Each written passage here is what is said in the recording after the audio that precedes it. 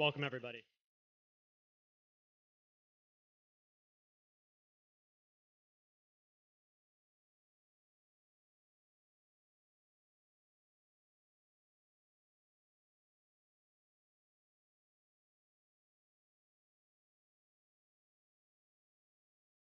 Welcome, everybody. Happy Saturday. Happy Saturday.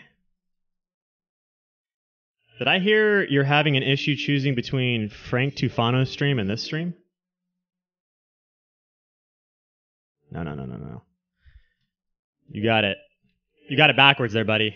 You got it backwards there. Come on. We're bringing you 10-year vegans eating meat on stream live. We're bringing you scientific experiments. Bringing you interviews with the deepest of the deep vegan leaders. And we're chopping it down one by one. The vegan assassin has claimed multiple lives this past week, guys. This is, I don't know how we're going to beat this. I don't know how we're going to beat this week. Out of control. How's everybody doing today? I see all the familiar names and faces. My Life in the Sunshine, aka Sarah, says, not even. I had to come here for the chillness and was super happy when your stream popped up. Beautiful. Yeah, I made sure to put this interview, schedule it very early in the week. I wanted people to set the damn reminder and show up, and that would be that. So, yeah, what a week. Let's read to this. Megan is coming on the stream in about 25 minutes, just so you guys know. Get your pee breaks in. Get your beef jerky ready. Whatever you got to do. Whatever you got to do. Fortnite for the win. Correct. Zes Azal. Everybody go spam Vegetable Police. Let them know that the boy's in town. Let him know that we got 4K subs. He better be coming straight up. I mean, I don't know why he said 4K. He should have said 40K or something like that. Maybe see, that's his excuse to want to come on. Check on the bone broth, guys. I just worked out, by the way, so I'm a little, out of breath, basically. Just finished the workout. Barely got here in time. Fill up the water. I'm not moving for however long this goes.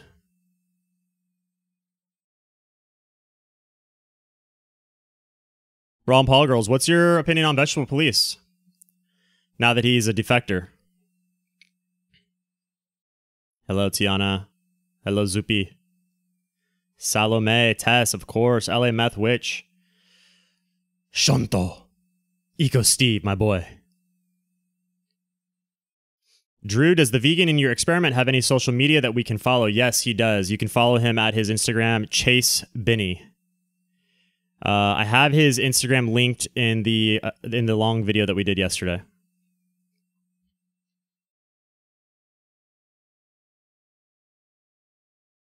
I mean, he's defected in that he was named Vegetable Police and he was a vegan, and then now he's obviously not a vegan anymore. LA Methwitch, thank you for the lovely critiques. I'm working on the traps. These, as a vegan, my traps just disappeared. I mean, I got the shoulders starting to get back, but the traps, ugh. I don't have the best setup for it. Yeah, I think Vegetable Police, I don't know, he must have thought that I was never going to hit 4K subs. Either that or he knew I was going to hit 4K subs and he wanted to come off on the channel. Off-Grid Hawaii, what's up? What's up, fam? I was just thinking about you guys, actually, while I was doing my workout. There's a lot of people that are trying to say that they can just fence their yard in, but it's like, how big is your yard? Because you guys got your whole garden destroyed by pigs, and I got people who probably have like a garden the size of like a planter saying, just put a fence around it. It's like, dude, if you're actually producing food for an entire family, imagine how big your yard and your fence is going to be. It's going to be like several $1,000s. Not everybody can afford that. I'm going to have to give you guys... I wish I could make it so that some of you guys that are here all the time don't have any restrictions, but it doesn't let me do that. Anyway. Ooh, you're able to do pull-ups. Congratulations, Tiana. Yeah, gaining strength as a vegan is very tough. John Keating echoed exactly what I've been saying for a long time regarding trying to get pull-ups in, or not pull-ups, trying to just get the last reps in. You just don't have that same force. You can't. It's an aggression thing. Yeah, Vegetable Police is very shy. I don't want to scare him away. It's like when you're, you got to set the bait out. You got to set the trap. If he came on the channel, there wouldn't be. I don't have any like. I have nothing against that guy at all. I don't want to.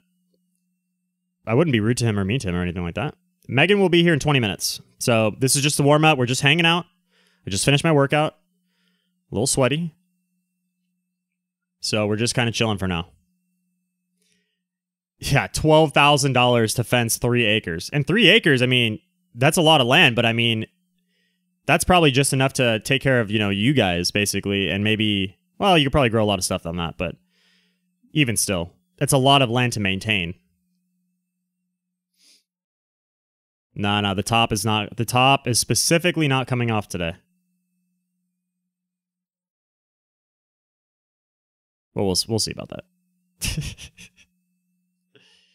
Yep, let him know, man. He doesn't have Instagram, right? Vegetable Police doesn't have Instagram, which I find weird. You guys know that Happy Healthy Vegan blocked me on Instagram? Look at this. Look at this shit. I thought they didn't have an Instagram. And I go looking for their channel.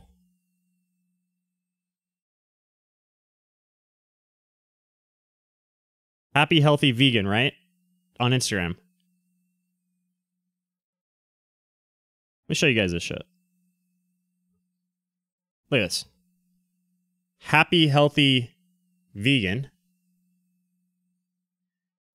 And the top person that comes up is Happy Healthy Vegan Girl. I wish this thing focused, but I got an old webcam. Yeah, they blocked me before. We've never messaged each other. We've literally never messaged each other. This is what people do that, like, this is why they do that, so they can talk shit on you and tag you, but you can't see it. So that other people see your posts through their stories, so they can whine and they can bitch. And then people will go to your page from there, and then they'll harass you. Like, I get people harassing me all the time, vegans harassing me. They're so weak, weak-minded, weak durability all around. They just don't have what it takes to compete in the regular world. I'm sorry. That's what it means to be vegan. You're literally cucking yourself. You're running at 70% at best.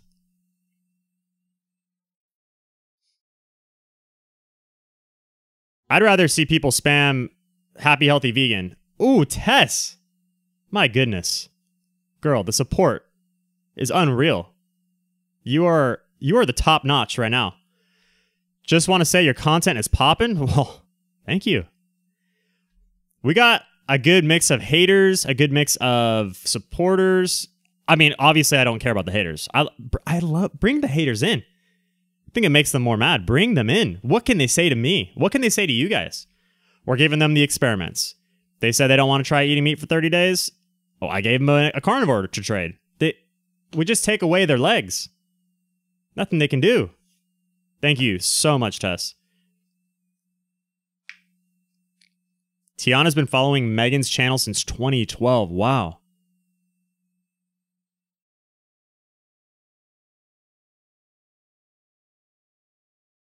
Anyone here remember when Megan was hawking the lady comp? I think not. I'll ask her about the lady comp. That's actually something that people I know still support, so I don't think she would have anything against the lady comp. I think that thing sounds pretty legit. I mean, I don't know the science behind it, but it sounds kind of cool. Gypsy Moon, listen, I'm not saying only vegans block people, but only vegans preemptively block people. And it's so they can talk shit. Happy Healthy Vegan is not innocent here. Ryan has brought me up in multiple videos talking about me. Specifically, the video with Jackson where they're debating. Ryan must have said my name 50 times. Drew, the devil Drew. And then I shut him down by posting on Vegan Deterioration's channel saying that I invested tens of thousands of dollars on a vegan dating app. I live with vegans. Just to clarify a little bit so that he knows, how vegan I was. That's what they just don't have the angle on Drew. They don't have it. It's because there's not an angle. This is real shit. They hate it. Can't do anything about it.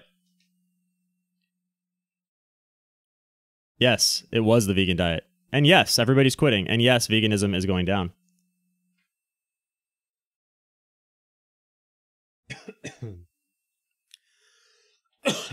Wrong pipe. People wonder why ex-vegans can't let veganism go. It's because the vegans won't let us go. It's because they harass us after we leave. They say we didn't do it right. When somebody comes and tells you that you did something wrong and you don't defend yourself, like, it's not that there is a reason to defend yourself in this situation. If it was just like private sector, nobody getting injured, nobody getting hurt, I wouldn't care. I would just, okay, this person doesn't like me, they don't agree with what I do. That's fine. I'm going to move on and live my life.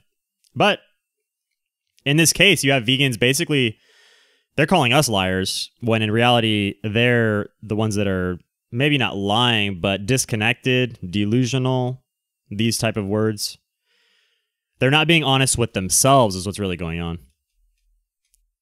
It's like, I've seen it since the beginning, the vegans who flex in front of the camera and they say, where do I get my protein from, bro? And their arm is like a twig. Grant Houston, thank you for the support. Drew is the shit. Love you, brother. I love you too, Grant. How great is it that I have my friends that I know in real life coming into my stream? They got nothing to do with veganism, nothing to do with any of this stuff, but they still pop in to say what's up. That's good. That's support. Grant, if you're still around, I want you to answer this question. I said something on another person's channel the other day because there's a common thing that vegans say to ex-vegans like myself. They say, you were never vegan, you were only plant-based. I said, the way to know if you're vegan or plant-based is to ask your friends. So what do you say? Was I vegan or was I plant-based? You tell us. Aviva Renee asks, when is Megan coming on? She'll be on in 15 minutes. Wow, Eco Steve, you're bulking up 36 pounds, mostly in the last 8 months on animal foods, only lifting last month. Whoa, crazy. Yeah, our friend Plantriotic is currently... Grant Houston says, super vegan. There you go. Shout out to Joey lurking in the stream. Yeah, I would hope that he's here. Ooh, we got Christine Salas. Welcome to the stream, Christine. Christine is now a moderator, of course. We may be seeing or hearing about Joey B today. Depends if he wants to come on camera or not. He's definitely there. I saw the setup for the stream. They've got quite a beautiful setup already over there.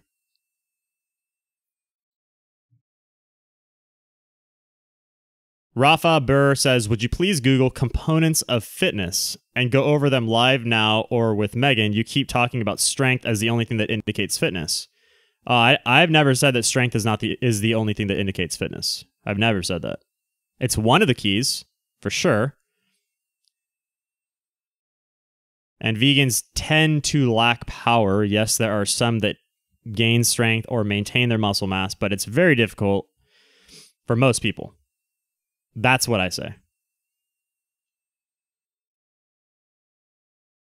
Civil Serpent T says, I feel bad for saying Drew was the guy hoping for a sloppy BJ in that interview video, given that they are dating now. Please tell... Okay. All right. You regret everything. Good. Keep regretting. Keep regretting.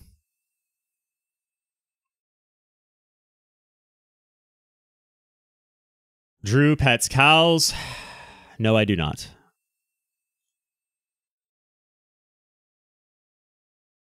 You get a wrench, Christine, and it makes your name blue. It's cool. People know you're important now. There's a lot of important people here, though.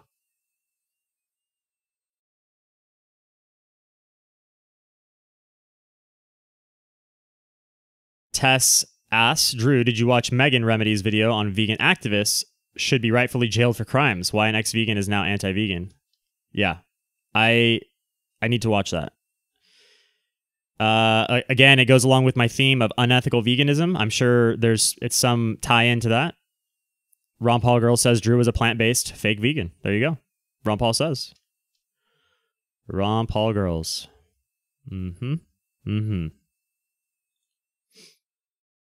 Christine lived with us, by the way, guys. Lived with me and Megan in the same house at the same time. Yes, you have shown up at the right time. Really organic. It's 10 minutes to go till Megan's here. So get your popcorn, get your stick of butter, do whatever you got to do. Get your water, not coconut water. We don't drink sugar around here, guys. We don't drink sugar. Only Diet Coke or Monster energy drinks. Sometimes sugar-free Red Bull. Did I see the video on the importance of eating nose to tail if you're doing carnivore? I have not seen that yet. Your videos are very long. They're good, but they're very long. 20+ minute videos. I mean, I know I make 3-hour streams, but, you know, it's too much for my brain. Someone says, Megan Elizabeth is a vegan? Megan Elizabeth is one of the most long-standing vegan OG YouTubers that has ever existed on this platform. She's probably been around for 10 years and has held the title of 10+ year vegan. So we'll talk to her about it. We'll see how the veganism is doing. Tofu Tommy, recovered and doing great. Thanks for asking. Tofu Tommy, I'm glad to see that you're recovered. You know, I'm really honing in on the fact that veganism is appropriate for people with eating disorders. I've said this for a long time, by the way, even as a vegan, years ago. And yes, I do recommend Megan Remedy's channel, Tess. She has some good content. Umberto Verdugo. Hey, Drew, quick question. I work out at 5 a.m., but I don't eat until 3 p.m. Oh, mad. Do you think that could be an issue? Should I eat sooner? The debate's out on that. People say eating within 4 to 6 hours is ideal, but there's people who say it doesn't matter. So I would say go by your own results. If you're feeling strong and you are gaining or you're progressing in the way that you are trying to progress, then I'd say you're probably doing okay. It's all trying to people always think of everything in absolutes regarding fitness and strength gains, but we need to take into context too lifestyle. Like if you have a job, right? Like normal people have jobs. You have to get your workout in and your food in to a system that's going to work for you.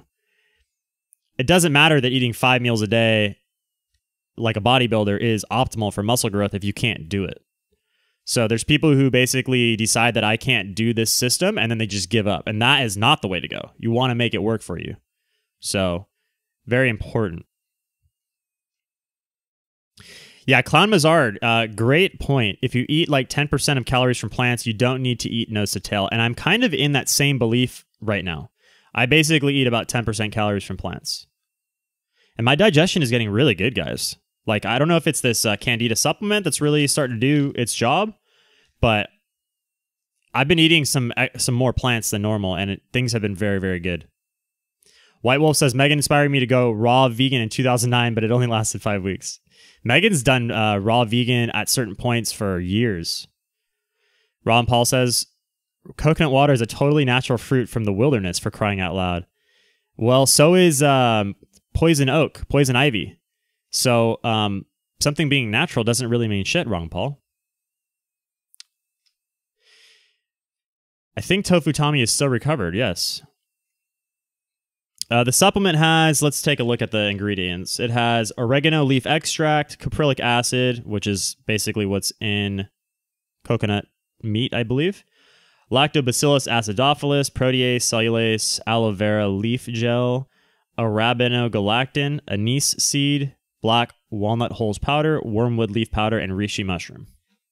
For the first 2 or 3 weeks, it was giving me this really like phlegmy goop in my throat, and now it's not. So I'm wondering if I've moved into a new stage of it. Someone asked, is Megan carnivore now? We'll have to find out. Who knows what Megan is doing? Humberto, muchas gracias para los $2. Tofu Tommy, thanks, Drew. I've never recommended veganism for those with ED, as most use it as a master of the illness. Well, I think a lot of people with eating disorders fail to get it in control, and they're willing to use a Band-Aid to fix that. And I'm not saying I'm not making no judgment on whether that's a good or a bad thing. I think they should get whatever they have going on in control first. And if they choose veganism over like binging out on sad diet stuff, I think that that's a great option for them. And I think that they can get it in control because you can't really overeat on vegan food as easily as you can on a sad diet. Like, you're never going to be a 600-pound vegan. It's impossible. It's impossible. I hope that answers your question as well, Senka. So Grant Houston, my real life friend, comments, just to clear that up once again, IRL friend speaking here, Drew was 10 out of 10 vegan. Thank you, Grant, for the follow-up on that. Appreciate it. 10 out of 10 vegan, guys. You hear that? 10 out of 10 vegan. I actually took Grant multiple times to different vegan restaurants around town. We ate at a raw vegan restaurant called Owl Lack in Fountain Valley in California. It's very well known, and it was actually pretty good. We ate there a couple times, actually. And we ate at this place in Huntington Beach that was like a Mexican place that was basically like a burrito place. And it was so realistic that I honestly had to double check to make sure it wasn't actual meat. I really was confused about it.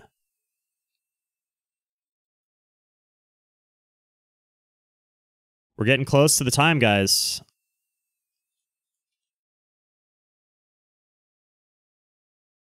It's called Ao Lac. Let me spell that in the chat. A-U. It's Vietnamese owned.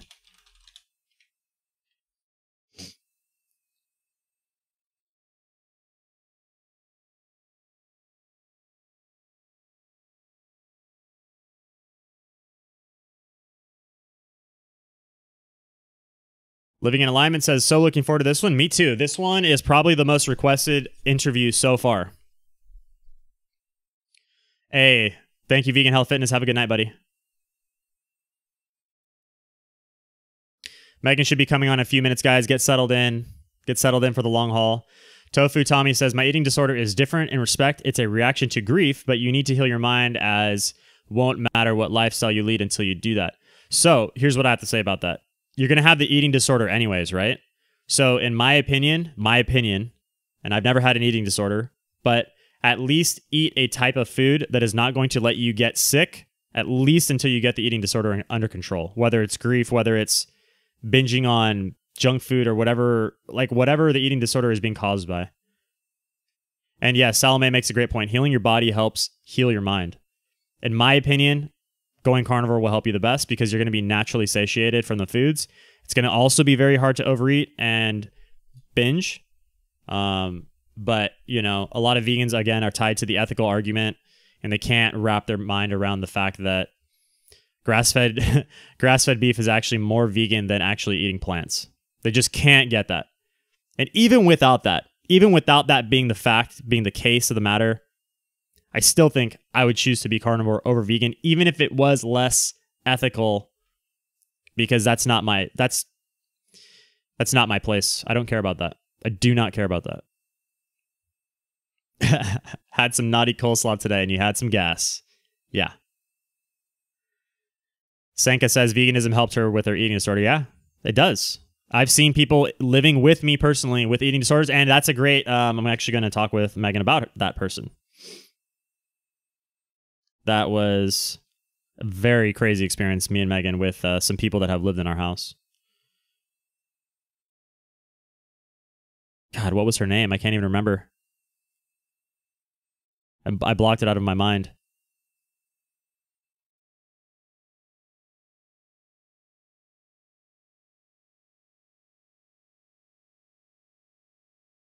Veganism helps to conceal eating disorders. Yes, I agree. You don't want to just do one without the other. If you're going to go vegan and conceal your eating disorder, then please work on it in tandem.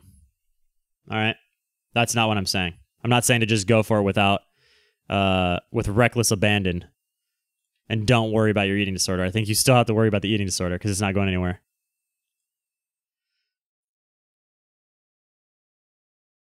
X Cheegan says veganism is an eating disorder. You got a point. You got a point there. When you are failing on your, like, when your health is failing you as a vegan and you don't accept those facts, you now have an eating disorder. Yes, I agree. Going vegan in the first place is not an eating disorder. It's actually a smart thing to do because of what the social media and the science is telling you. People that go vegan are smart and compassionate individuals. It's, however, the people that stay vegan that I really question their intellect. Especially after seeing all the ex-vegans. Like, come on, man.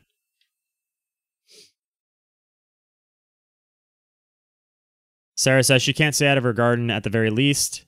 She has grapes ripening up. Hey, I had a whole clamshell of blueberries last night. 80 calories worth. I think it's great to eat after dinner. I felt fantastic. They're really sweet. They're really good. I enjoyed it. I'm not eating. It's taking the place of candy bars for me.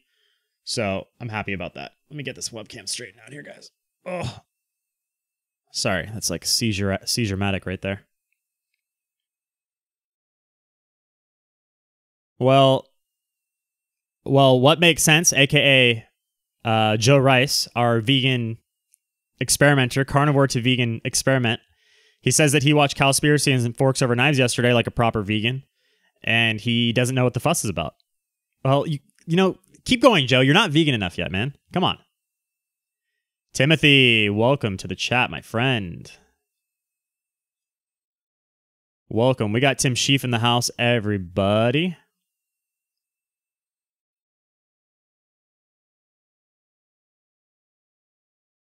Yeah, Joe is a real sport, man. I cannot believe, I feel so thankful that Joe's willing to do this. It is bigger than all of us.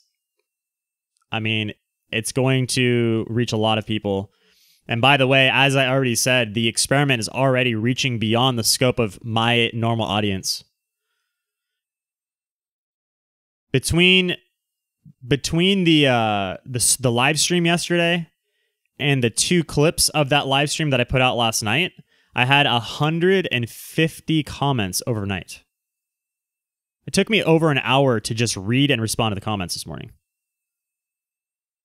That is exponentially larger than I've seen before.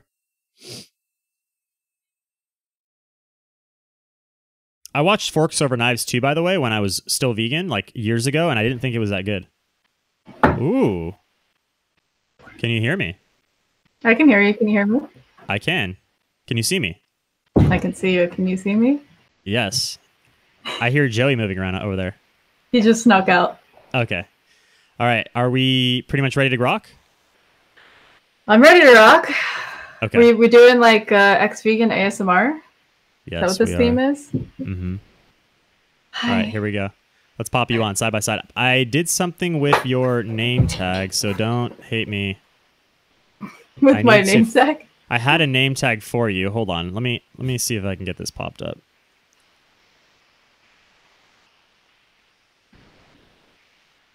Did I not save it?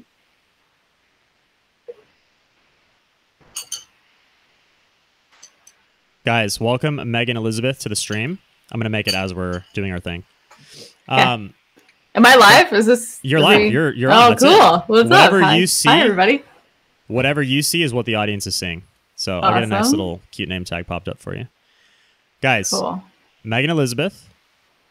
What's up, guys? I'm so excited to be here. Drew Morg, your channel is so awesome. You're like Joe Rogan in the making. And yeah, I'm just excited. I know we got some friends on here and probably some not friends.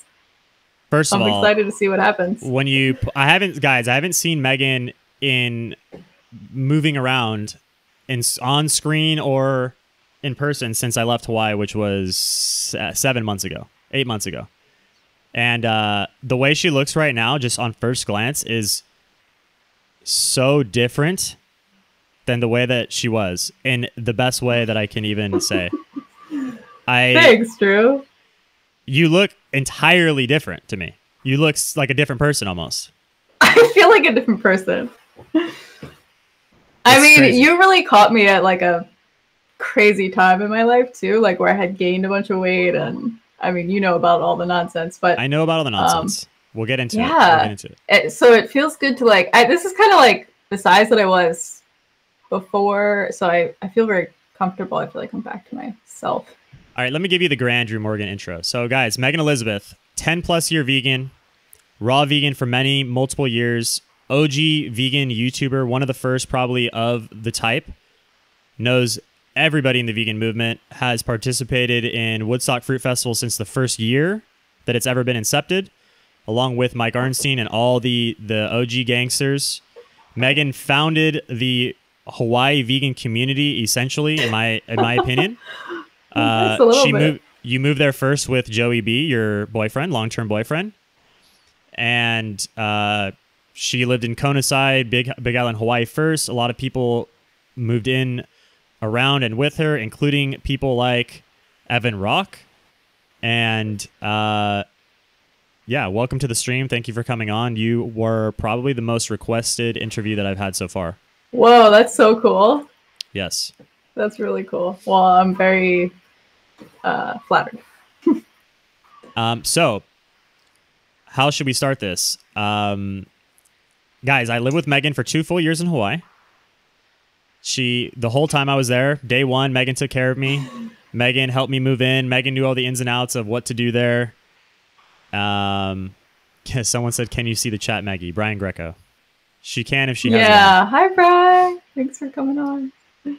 So, yeah, Megan is well endowed in the vegan community. We've hosted vegan potlucks at our house many, many times. 25 people or so. We had Thanksgiving at our house multiple years.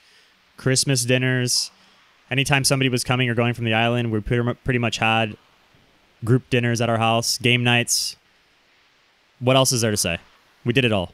Yeah, I mean, we were definitely like this little hub of serious vegan action. And I think a lot of people would kind of see it from the outside and be like, ooh, that looks like the place to be vegan and, you know, get in and have friends and community. And I mean, there's definitely that happening in other places, but I think it definitely there was a little bit of a buzz around our setup here.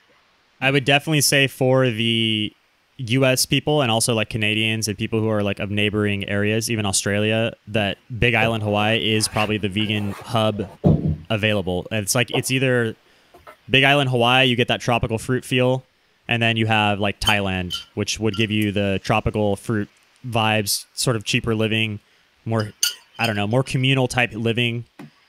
It definitely is one of the only spots that you can do what we did there, basically, what we were up to. Yeah, I mean, definitely like huge difference between Hawaii. I mean, just a little side note, huge difference between Hawaii and Thailand as far as cleanliness, as far as like temperature, a lot of things, a lot of reasons why I prefer Hawaii. And even though it is more expensive, like I get that people want to be like warm and they want to be like living super cheap, but just traveling in Southeast Asia, I just was like, it's really dirty, and Hawaii feels super clean compared to that. Yes.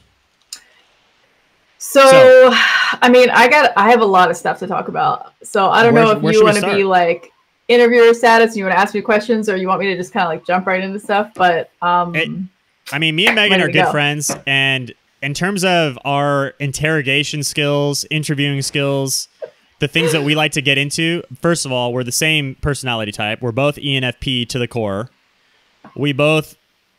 We're down to talk shit. We're down to get up in people's biz if we need to. But yeah, mainly we're also interested in like furthering our own self-development and taking care of ourselves. And we value that. Yeah. What'd you say? Oh, absolutely. Totally. And you and I, like, Drew and I had this like amazing and terrible habit of just like getting in conversations that would just go for so long. And it's interesting how like fast friends we were too. I just was like, oh my gosh, like how do I just have known this person for, you know, even like a month in, and people were like, are they hooking up? Like, and we're like, what? No, like we just get each other. I showed up on the doorsteps there and I was like, I'm here now. Let's be friends. Yeah. Boom. And, ooh, there we go. On the fly.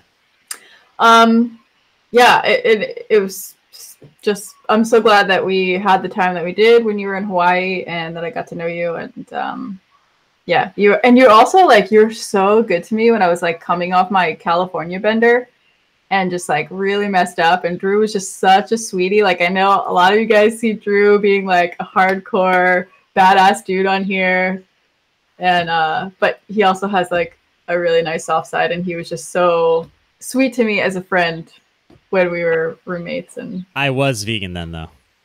that's true.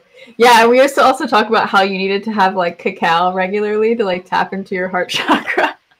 It's true. Yeah. I started to get a little more hardcore towards the end. I was getting a little bit more bitter. As the protein increased, I got less fruity. He got more aggressive, and he was like, I don't have time for this cacao shit. Can I curse on here? Oh, yeah, go for it. Whatever you want. Cool. Yes, you were a very fragile little dainty flower when when I first came to the island. I was a large dainty flower though. You were soft. You were fluffy. Yeah. Juicy, as I like to call it.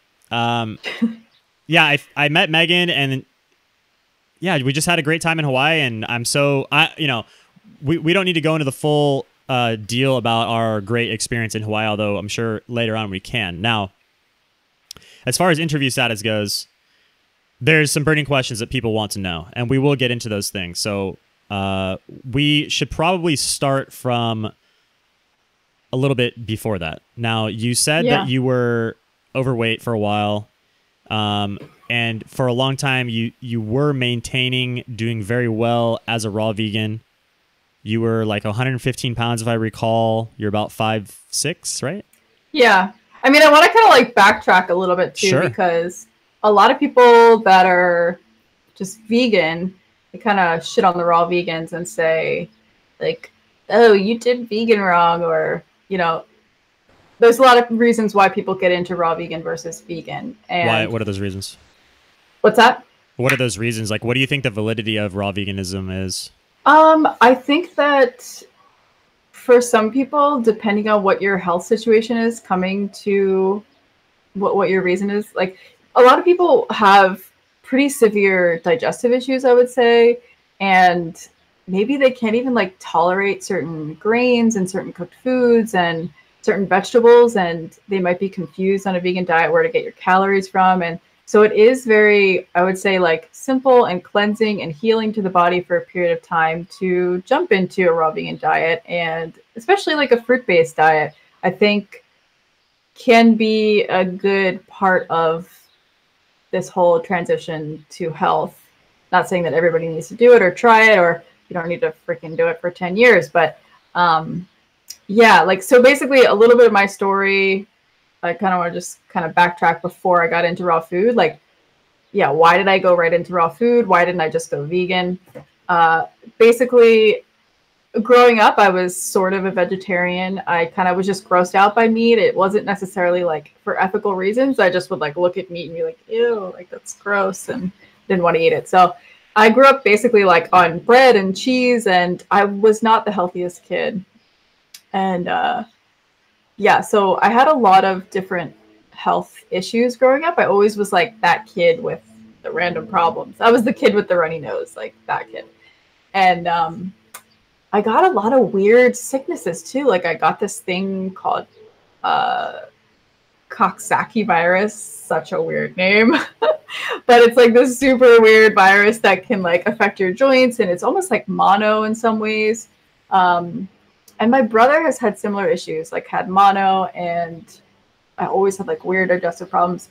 So in my like early 20s, I was kind of like burning the candle at both ends, and was like in college working and just partying, drinking a lot. And I didn't eat like what I would consider to be like super unhealthy. I was kind of like a normal-ish weight, like maybe around 130, 125, something like that. And I started to have all this like weird stuff happen where I had a bleeding stomach ulcer, and then I started having all these allergic reactions to makeup that I'd been wearing for like, you know, my whole teenage young adult life. Like just started having crazy allergic reactions. And this one time I had an allergic reaction and I ended up taking steroids for it because I was about to go on a trip and my eyes were like super puffed out. And my mom was like, let's go to the doctor and get you some steroids. Your face isn't puffy on the trip. So we go, I take the steroids, and then like at that point, everything changed. Like I got super fucked up by it. Like I don't know exactly what happened, but I started having major digestive problems after that. I started having even more allergic reactions. I started to become chemically sensitive to like everything. And some of you guys might know that like I don't wear makeup, and anything that you see me wearing that looks like makeup, it's fruit and stuff that I make into makeup.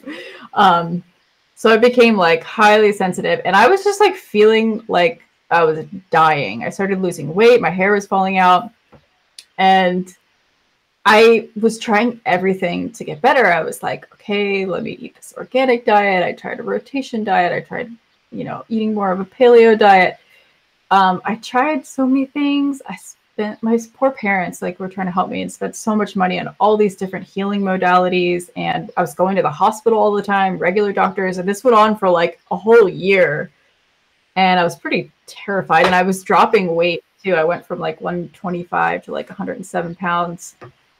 So I looked like shit, like I was gray and just awful.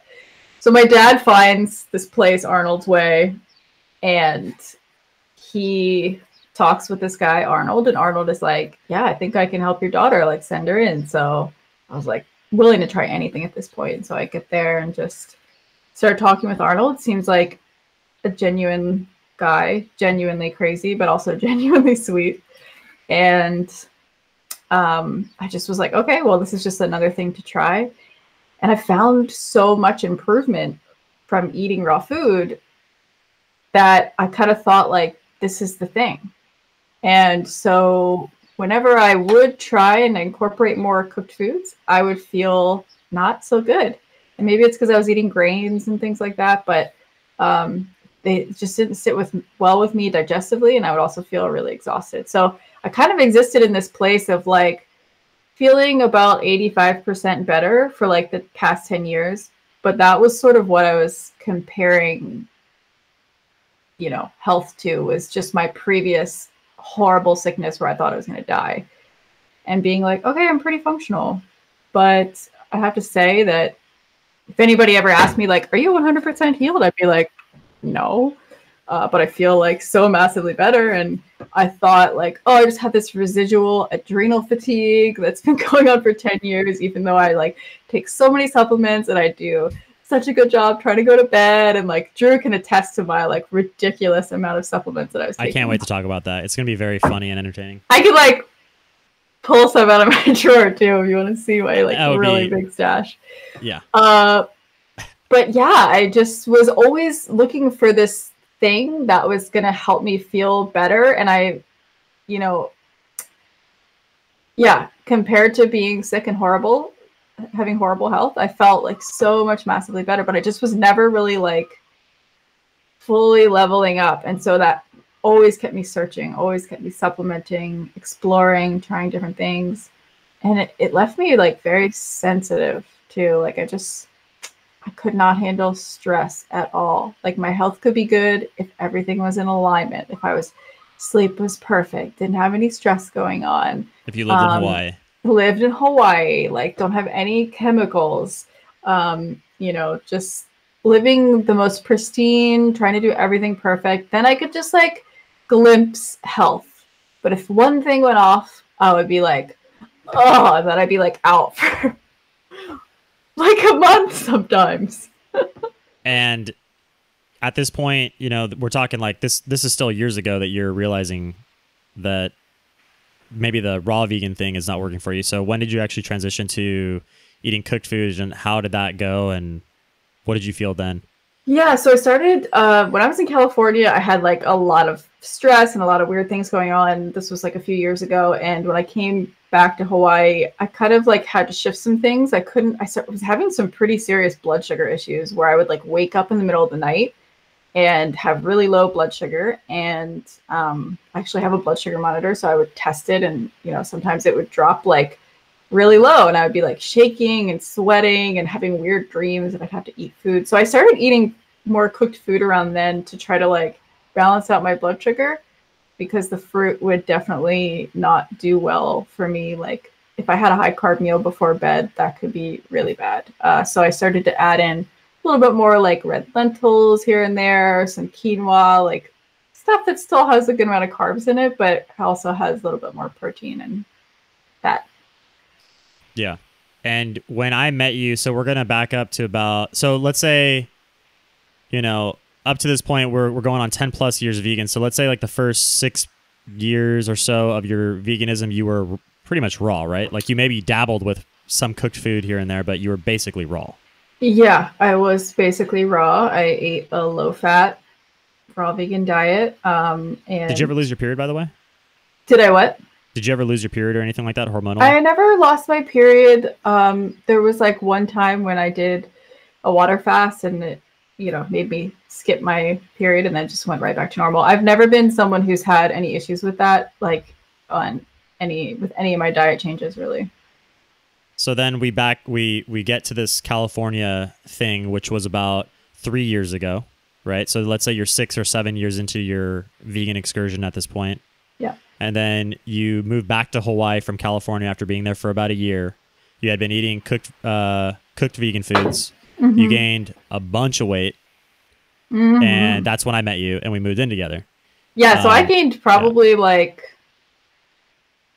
if I started out before I gained the weight at around like 115, which I'm not saying that that's like a healthy weight for me. That was what I was. I think I got up to like 145. Yep. And this is on totally vegan, like high carb, just eating too much and not able to like exercise a lot, but I still was doing some level of activity. So then we meet and I'm like emaciated when I walk in the door as a right. We totally were like opposites. Christine, yeah, me and Christine talked about that too. Like she weighed more than me, and we were trying to meet. We were trying to meet in the middle because I was like 135 when I showed up in Hawaii, and I was just like so tiny. But I started working out there in the backyard there that people have probably seen with the rings and everything like that. That's when I first started with all that stuff. The dojo. The dojo. And you were trying to basically run. Like I was trying to get bigger and you were trying to lose weight. So how did that go? I was just like, running, walking, any kind of cardio I could do to I knew like I needed to build muscle and everything too, but I was like, I just gotta get this fat off me. Yeah, so how did that go? Like what was the results? It was slow. It was so slow going. And you were going to the gym for a while too, right? Yeah, with Christine. I think initially, like I lost, I would say about 10 pounds pretty easily and quickly, just from doing cardio, changing some things with my diet, being more aware of like the extra calories of like, you know, sneaking dates here and there. Like that was a thing to overcome. That was a thing to overcome for you mentally, right? Because you didn't know that calories were really a thing until I did. I totally did. And I would track my calories. And I've always been someone who's like for calorie moderation. I never was like following Harley and Freely's advice of like, let's just eat unlimited calories and give it some fancy name for like making, and like the calories will just disappear like that. I never thought that. But you also didn't like the idea of caloric restriction. I didn't like caloric restriction. But I think what was going on was that I just was because I was like riding this carb crazy train, I think I just didn't have the ability to cut calories because my blood sugar would get so whacked and I just have to keep eating more carbs and more carbs and more carbs. And like the thought of like reducing that, I was like, how will I live? And I want to give people a little bit of a visual about like how you ate. So you can tell me if I'm wrong here, but in the morning, Megan was typically let's say like a perfect day. Like a perfect day, Megan would wake up. She would drink either 2 bottles of coconut water and or make a celery juice with the juicer. Like, guys, you got to realize like how hardcore vegan we were. Like, we had fucking coconuts delivered to our house in the back of a truck. Well, Megan did.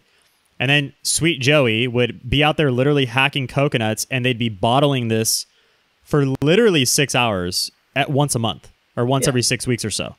And then Megan would freeze the coconut water, put it in the backyard in this drop freezer that we had.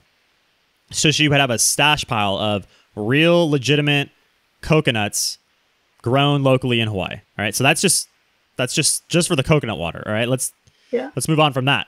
So then lunch would come around. Megan was typically a smoothier, similar to me. We all had our own little smoothie concoction that we'd do up. Megan was typically more on like the medicinal supplement side. She'd have like blackstrap molasses in there, trying to get her calcium and grow her hair stronger. She was doing fruits, berries all the time. What else did you put in your smoothies? Spirulina? Like it would be some kind of base that was either like mango or orange or something like that. And yeah, it was definitely like, you know, calorically dense, but I would put like a lot of greens, a lot of spirulina, barley grass juice powder, like all the magic powders, mushroom powders, everything. I throw a little chia in there, you know. Yep, we got protein. Big on chia. Yeah, just trying to make it as like nutrient dense as possible. And let's see. So I wanted to say something else about the smoothies. Yeah. Anyway, so Megan was definitely a smoothier. Same with me. And then for dinner, I would typically do like a big cooked dinner, and Megan would typically do like a big bowl of salad with like some lentil on there, like some cooked lentil, or, you know, and maybe like a little avocado, dressing. Like yeah. Like I ate fats, and I would have them with my salad, but I still kept it pretty low fat. I remember you always saying like, you need to up your fats, and I'm like, well, I can't up my fats. Maybe I'm eating all this fruit. Right. But I mean, what I'm trying to illustrate is that like, as far as following the vegan rules, I mean, it doesn't get any more like perfect than the way we did it. Like, we did it in Hawaii. We did it with all the available local great ingredients. Oh, I remember what I was going to say about the smoothies. Megan spares no expense on her food, guys. Like, she is notoriously spendy with her food. It does not matter that it costs $6 a mango. Megan will buy it and not even think twice about it. Here's my justification. So I don't drink alcohol. I don't go out to restaurants. You know, all the money that people would normally spend on like little things like, oh, I'm going to pick up a coffee here. I'm going to buy this magazine. Like, I don't spend money on that little stuff. So I feel like I have an extra few $100s a month that I should be able to just kind of like boost my food situation. And also like I felt like I needed to eat the most perfect food, like the best quality, or I just like didn't feel good.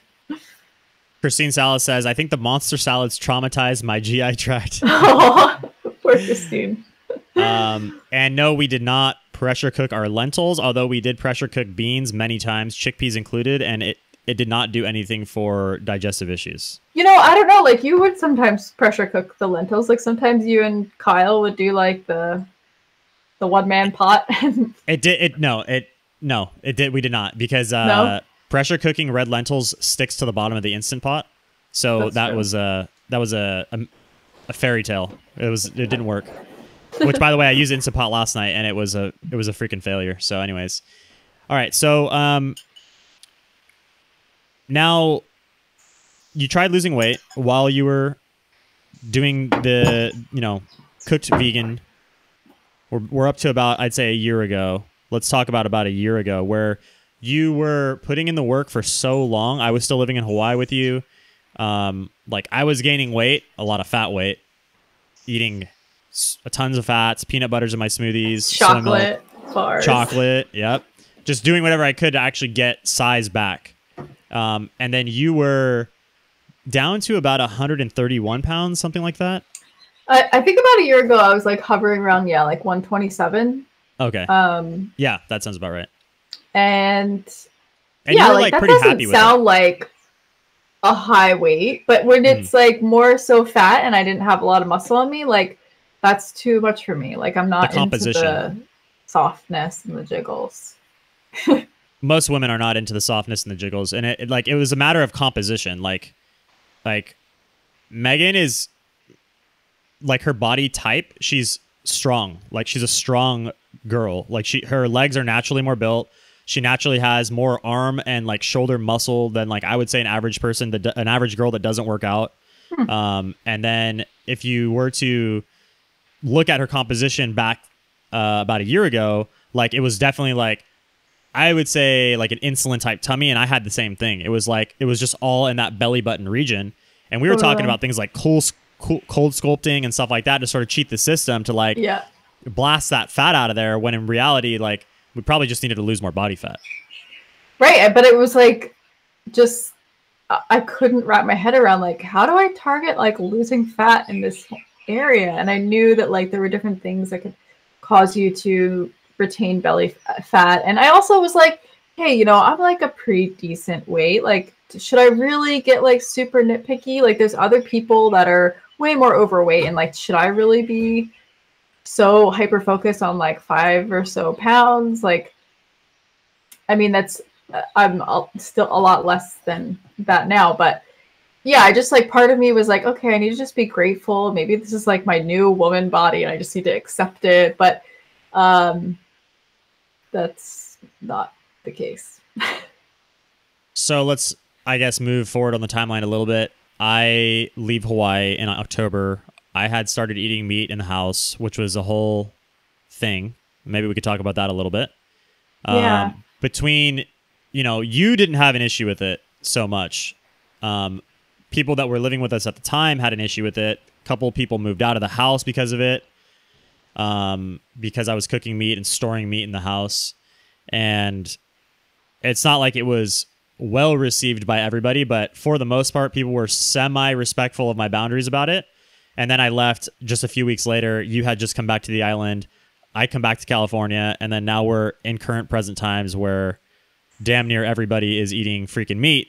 And before I left, of course, me and Evan Rock have a beautiful, lovely meat-based dinner the night before I leave the island, which was fantastic. And then, you know, Christine was probably the first one to defect. Started eating animal foods before I did. Got some relief, got some skin relief. She says it's not perfect. I know that. I'm not trying to sell it as like a cure-all. We all need to be careful about that. Being vegan, there's a lot of silver bullets. People thinking that veganism was this massive silver bullet. It brings us forward to, you know, Elise going to animal foods. A lot of other people coming out with animal food. So like, where does this leave you? How are you feeling in this intro? Yeah, let me tell that story. Like, how did I go from like thinking, you know, okay, veganism is like good enough, and to maybe animal food. To answer the question, everyone's like, I think I can still vegan. Guys, I'm not vegan anymore. Okay, there we go. So let me tell the story. So I have, throughout being vegan, throughout this past 10 years, I've had multiple instances, sometimes a couple times a year or more, where I have like, I don't know if you want to call it like autoimmune issues, chronic fatigue, Epstein-Barr, whatever. Like I have Epstein-Barr, oh, that's another thing. At some point I want to like pull out my blood work somewhere in this desk here. So I was having these like reoccurring sort of chronic fatigue episodes where like I would just be down for like a couple months. And when Drew was out here, like I didn't know exactly what it was. Like, is it Epstein-Barr? Is it adrenal fatigue? Like, you know, I kind of like didn't want to get it tested because it would always like go away, and I would just be like, okay, like it's fine. It's just a thing I need to be like sensitive to. So this past year was a pretty stressful year for me as far as emotionally, because I had a friend who was super sick with, she had breast cancer. And this is another whole story. So I was going to visit this friend and sort of like help take care of her for periods of time. I went out there for a month one time, and then a few weeks, like a couple other times. This is so crazy because this is somebody who was like so healthy and eating a vegan diet for like, I don't know, over 10 years, and raw food for probably about that long as well. And yeah, this just rocked me. So when I was already, I think, kind of like emotionally stressed and worried about her. But then when I got the news that she was like going to pass really soon. I think that just really devastated me. And basically anytime I would have really strong emotional reactions to things is when I would have this sort of flare up of this chronic fatigue, Epstein-Barr crap. And I finally went to the doctor and got tested, because this time it was one of the most extreme times that I've ever experienced, where most of the time I just feel like kind of sluggish and run down, but I'm still sort of functional and I can kind of like push through it. Feels like I'm like swimming upstream, but like I can get by, and then it eventually will pass.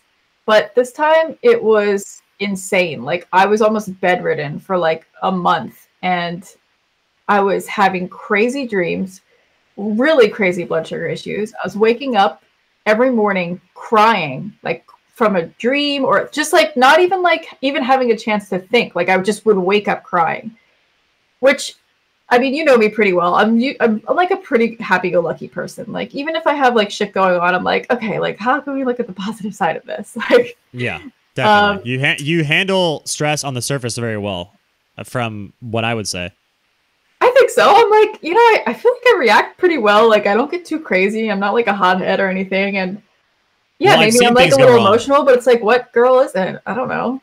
Yeah, true. I've seen things go wrong. Like even in kind of more intense situations where like people would crumble, like things on a retreat, right? Where you're like responsible for other people and like just shit happens and you have to make decisions on the fly. And like you seem to handle those as good as anybody, I would say, for sure. Thanks. Yeah, so I was kind of like confused about like, why does this keep happening to me? Like I should be allowed to have emotions and not have them destroy me all the time. And so that was really frustrating. And I also like, I would look at my mother who's like in her 60s, and I'm like, she works a full-time job. She just finished her degree. Like she's a nurse practitioner and she just got her doctorate. She travels all over the place. Like she gets crappy sleep here and there, and she's just like rocking. And I'm like, why am I 33 years old? And my mother is like so much more badass than me. Like this is not okay with me. So at that time when I was just not feeling very well, it was very scary too. Like I had a lot of fears going on. I'm like, is like the stuff that happened to me before I got into raw food, like is that going to happen again? Like am I going to be bedridden for like months or like a year again? Because it was so bad. And I totally lost my appetite. Like I was having to force myself to eat food. And some people might say, oh, well then like, you know, your body is just telling you need to fast. And well, when I fasted, I would just have like so many blood sugar issues.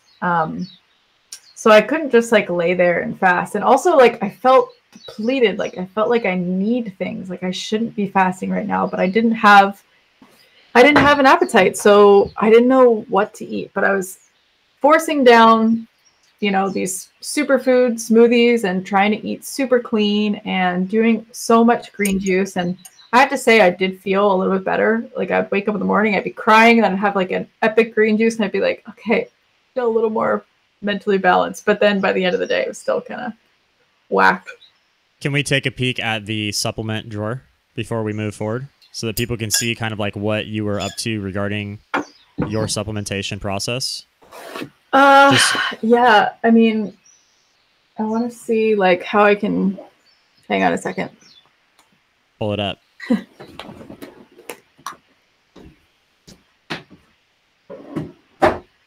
I mean, I don't know if, can you guys see this situation over here? Probably not. I can't like remove my drawer. Basically like this entire drawer, if you hear this stuff over here, all supplements. The whole drawer is full of supplements, of which I do not take, I would say. And then in my kitchen, there is another whole section where the supplements are just...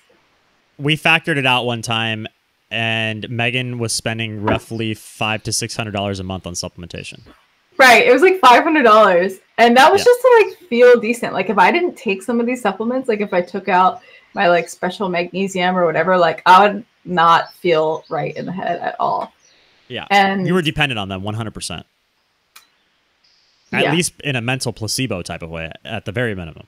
At the very minimum. But this is like the magnesium that I was taking. It was like, it's super good for like mental clarity, for sleep, for anxiety and stuff like that. And I basically like needed this shit to function. I was like, if I didn't order it on time and I like missed a few days, I would be like, I would just notice my brain would go into this really dark place and it like couldn't function. And this wasn't something that I took, you know, throughout my whole raw vegan career. But as I started to go longer and longer with it, I felt like I needed more and more supplements just to feel normal. And another thing too is I was constantly having skin problems. And, you know, I was like doing all of the things that the low-fat raw vegans say you should do for clearing your skin and whatever. And I am an experimenter to an extreme. So I will try everything and I will do it like perfectly. I have no problem denying myself of certain things. I have no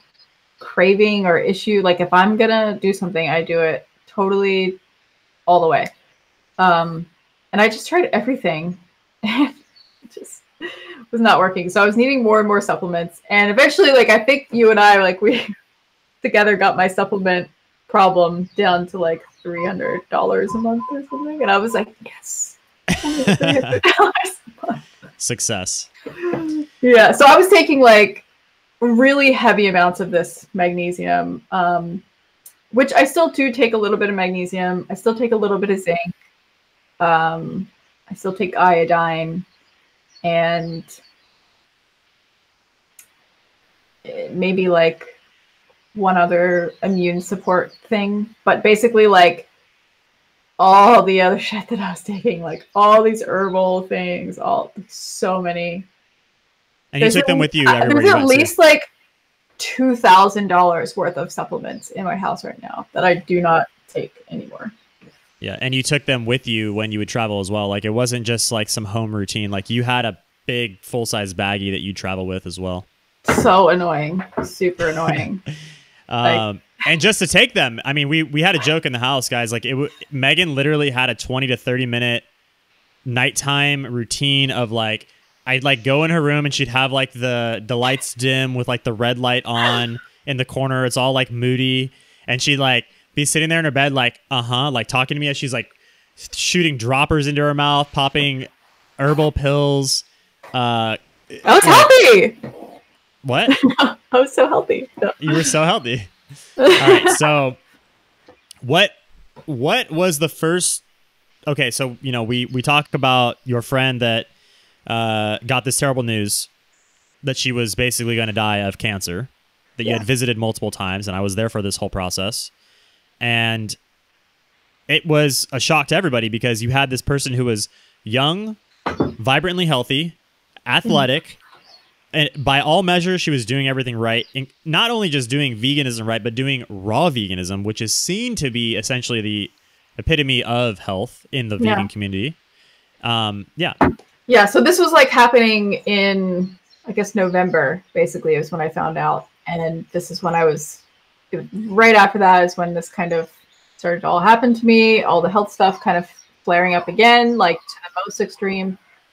And so I just kind of got into a place where I'm like, my freaking friend is gonna die.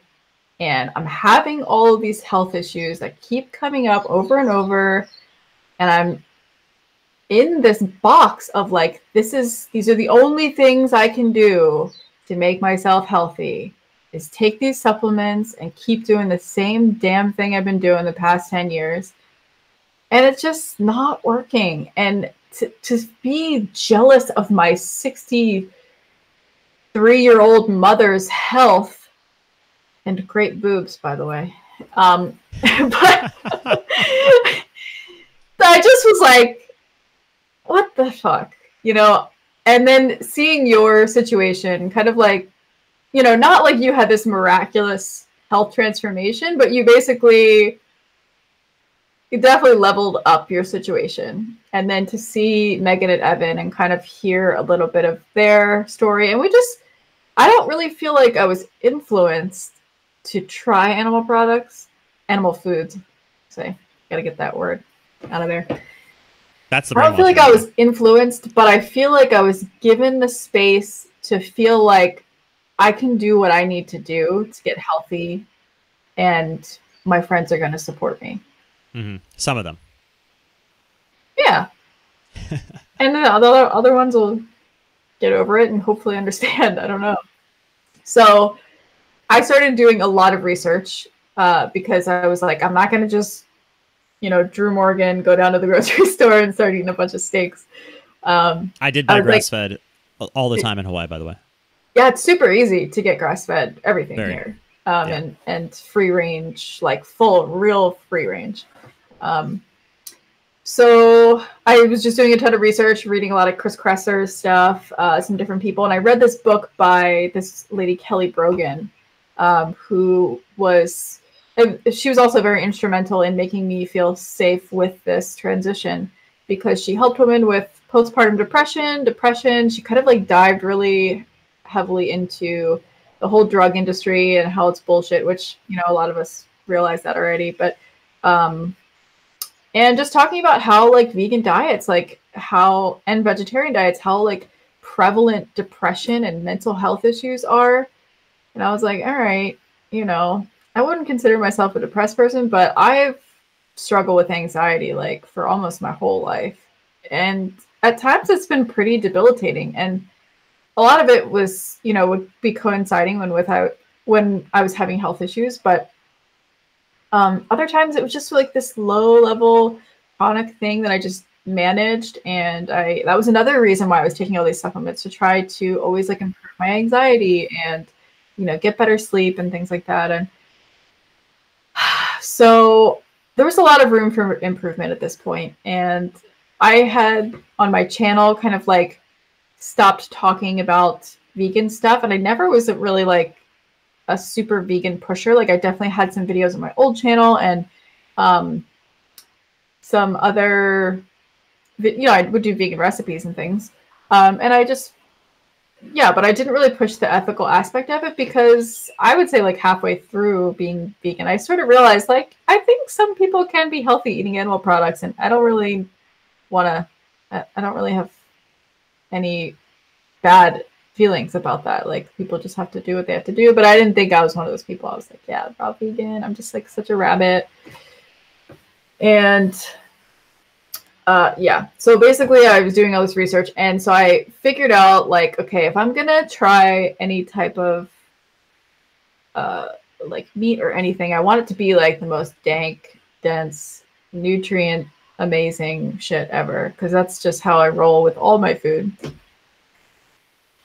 So actually before that, when I was like not having an appetite, Joey said to me, like, he's like, if you could eat anything, like, because salad sounded disgusting, vegetables, fruit, like everything sounded disgusting. He's like, if you could eat anything, like, what are you really craving if you like check in with yourself? And I was like, I want a hamburger. And that was weird to want a hamburger, because I was never like a super meat eater. So I want to say something on that aspect. And I thought about this while I was vegan. So I didn't drink much while I was vegan, but when I did, the foods that I thought were such healing foods did not seem appetizing during a hangover. For instance, I thought smoothies were like the most healing things, normally speaking. But when I would wake up with a raunchy hangover the next day and I'm just like, oh, all dehydrated, head hurts, and I'm hungry, fruit is not the first thing that comes to mind. That's the funny thing too about being hungover. Like the first thing that comes to mind is fatty beef. And me and my drunky friends have always known that.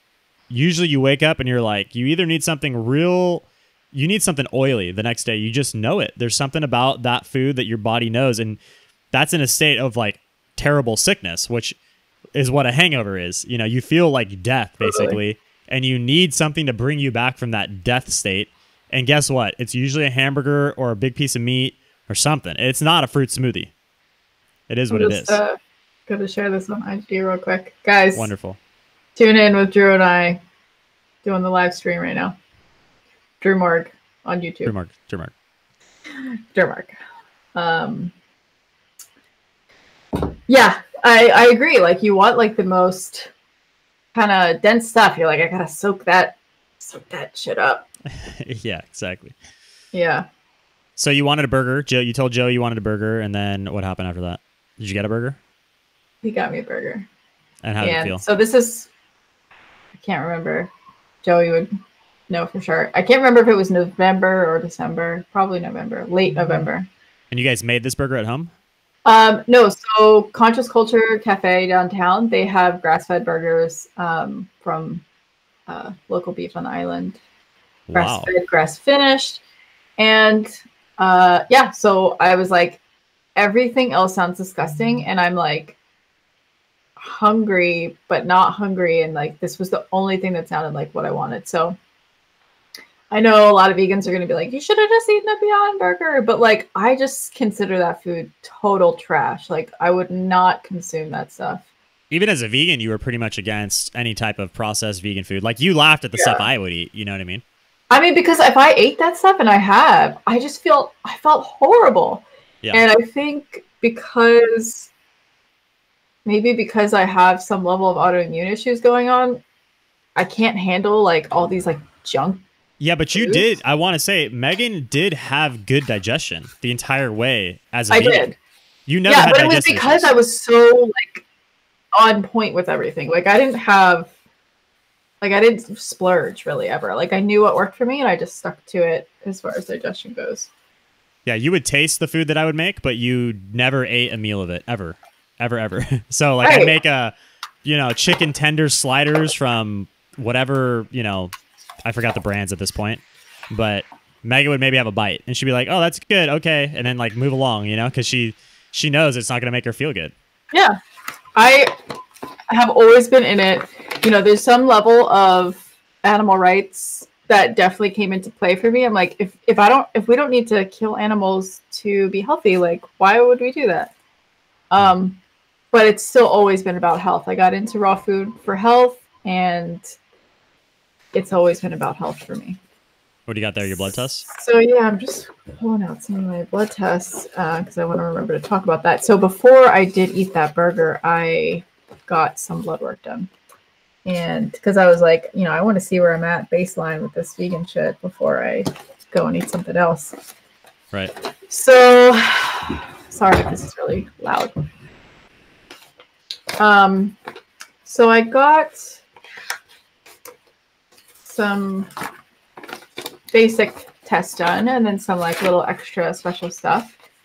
I know I'm like really holding off on this burger story, but so anticipation. Yeah, so basically like all of my kind of like comprehensive metabolic panel, like that stuff was all normal, like, sodium, potassium, protein, albumin, creatine, like all these things were good.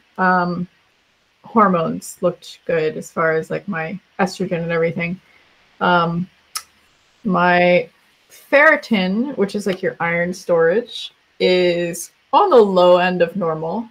Actually higher than fully raw Christina's, which we'll bring up her test results later.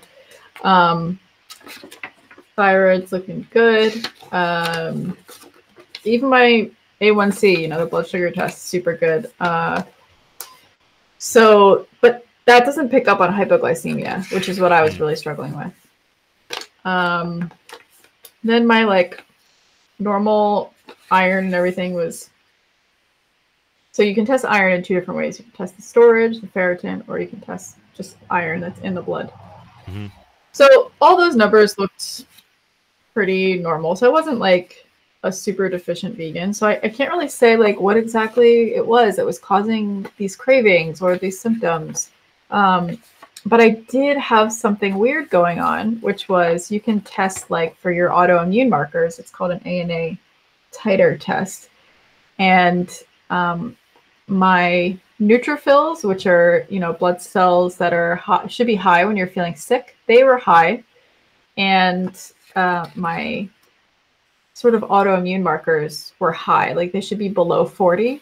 and they were 160. So definitely had something going on. And I don't know if it's related to being vegan or what, but after doing some research and learning about the role that cholesterol plays in the immune system and just like how important it is to prevent so many different things. And we can pull up that chart again that you guys, I think you and Tim might have talked about originally.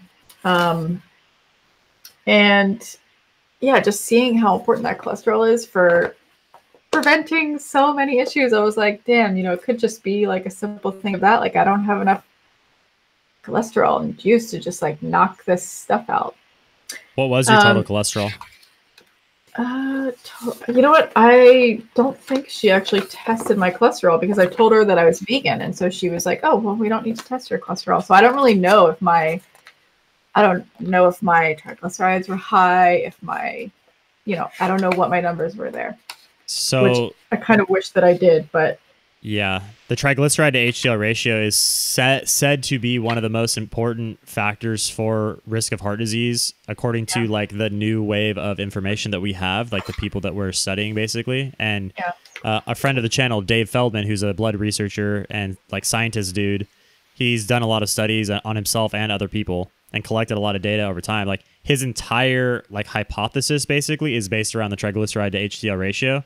And he believes in that as essentially like the one tell-all sign that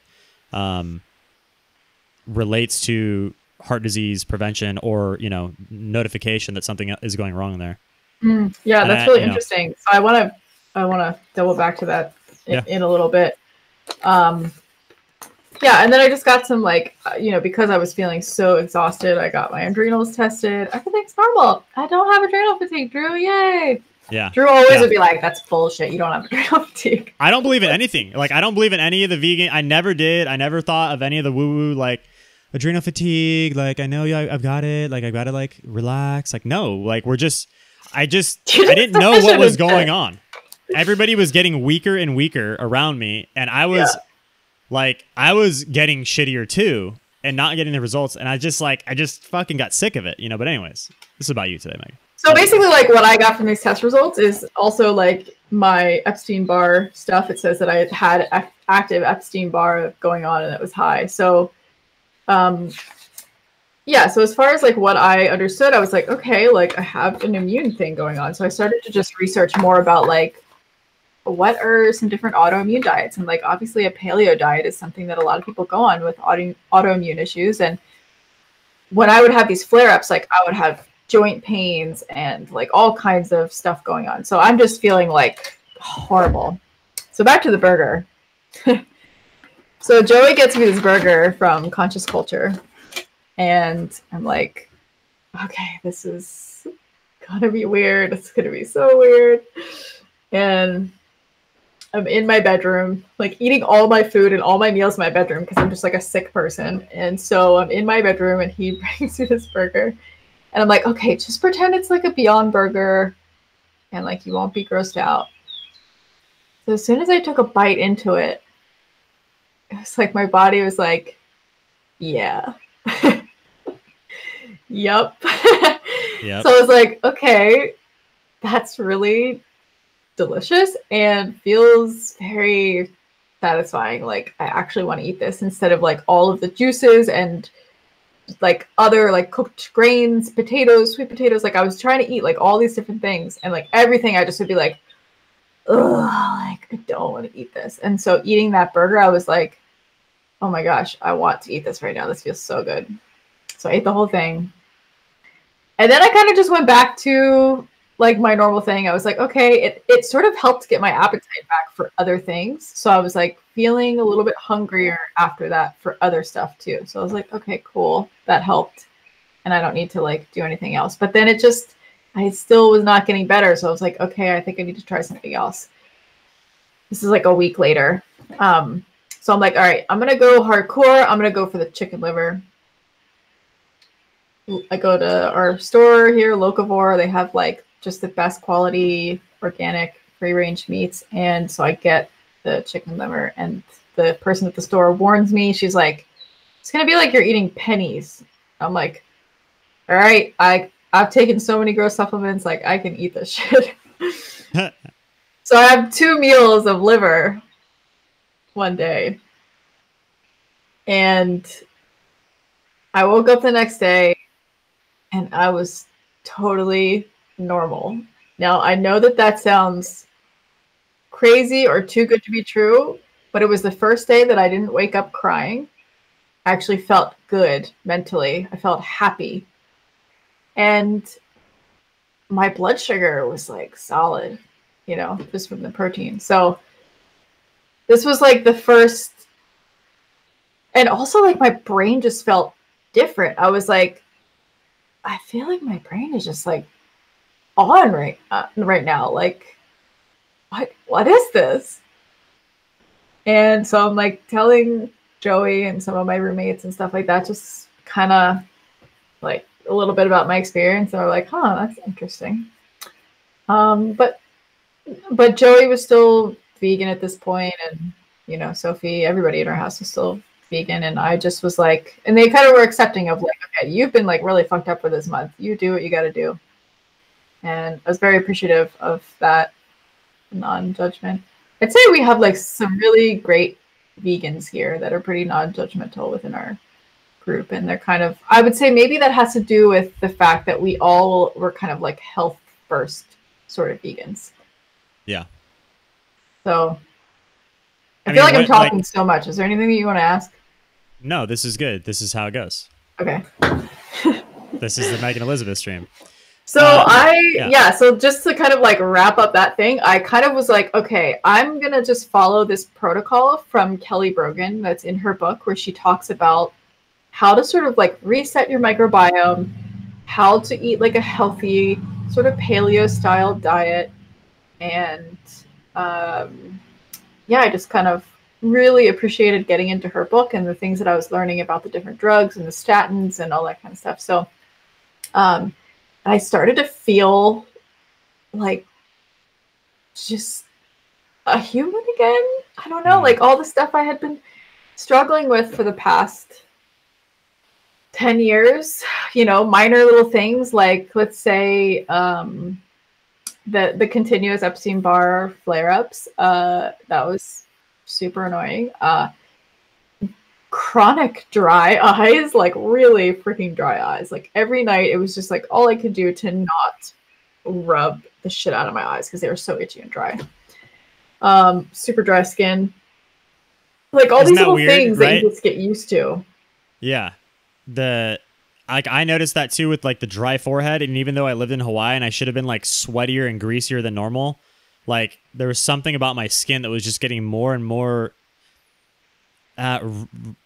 like rippled, like bumpy and gross. Like I genuinely felt I was getting uglier. I really did.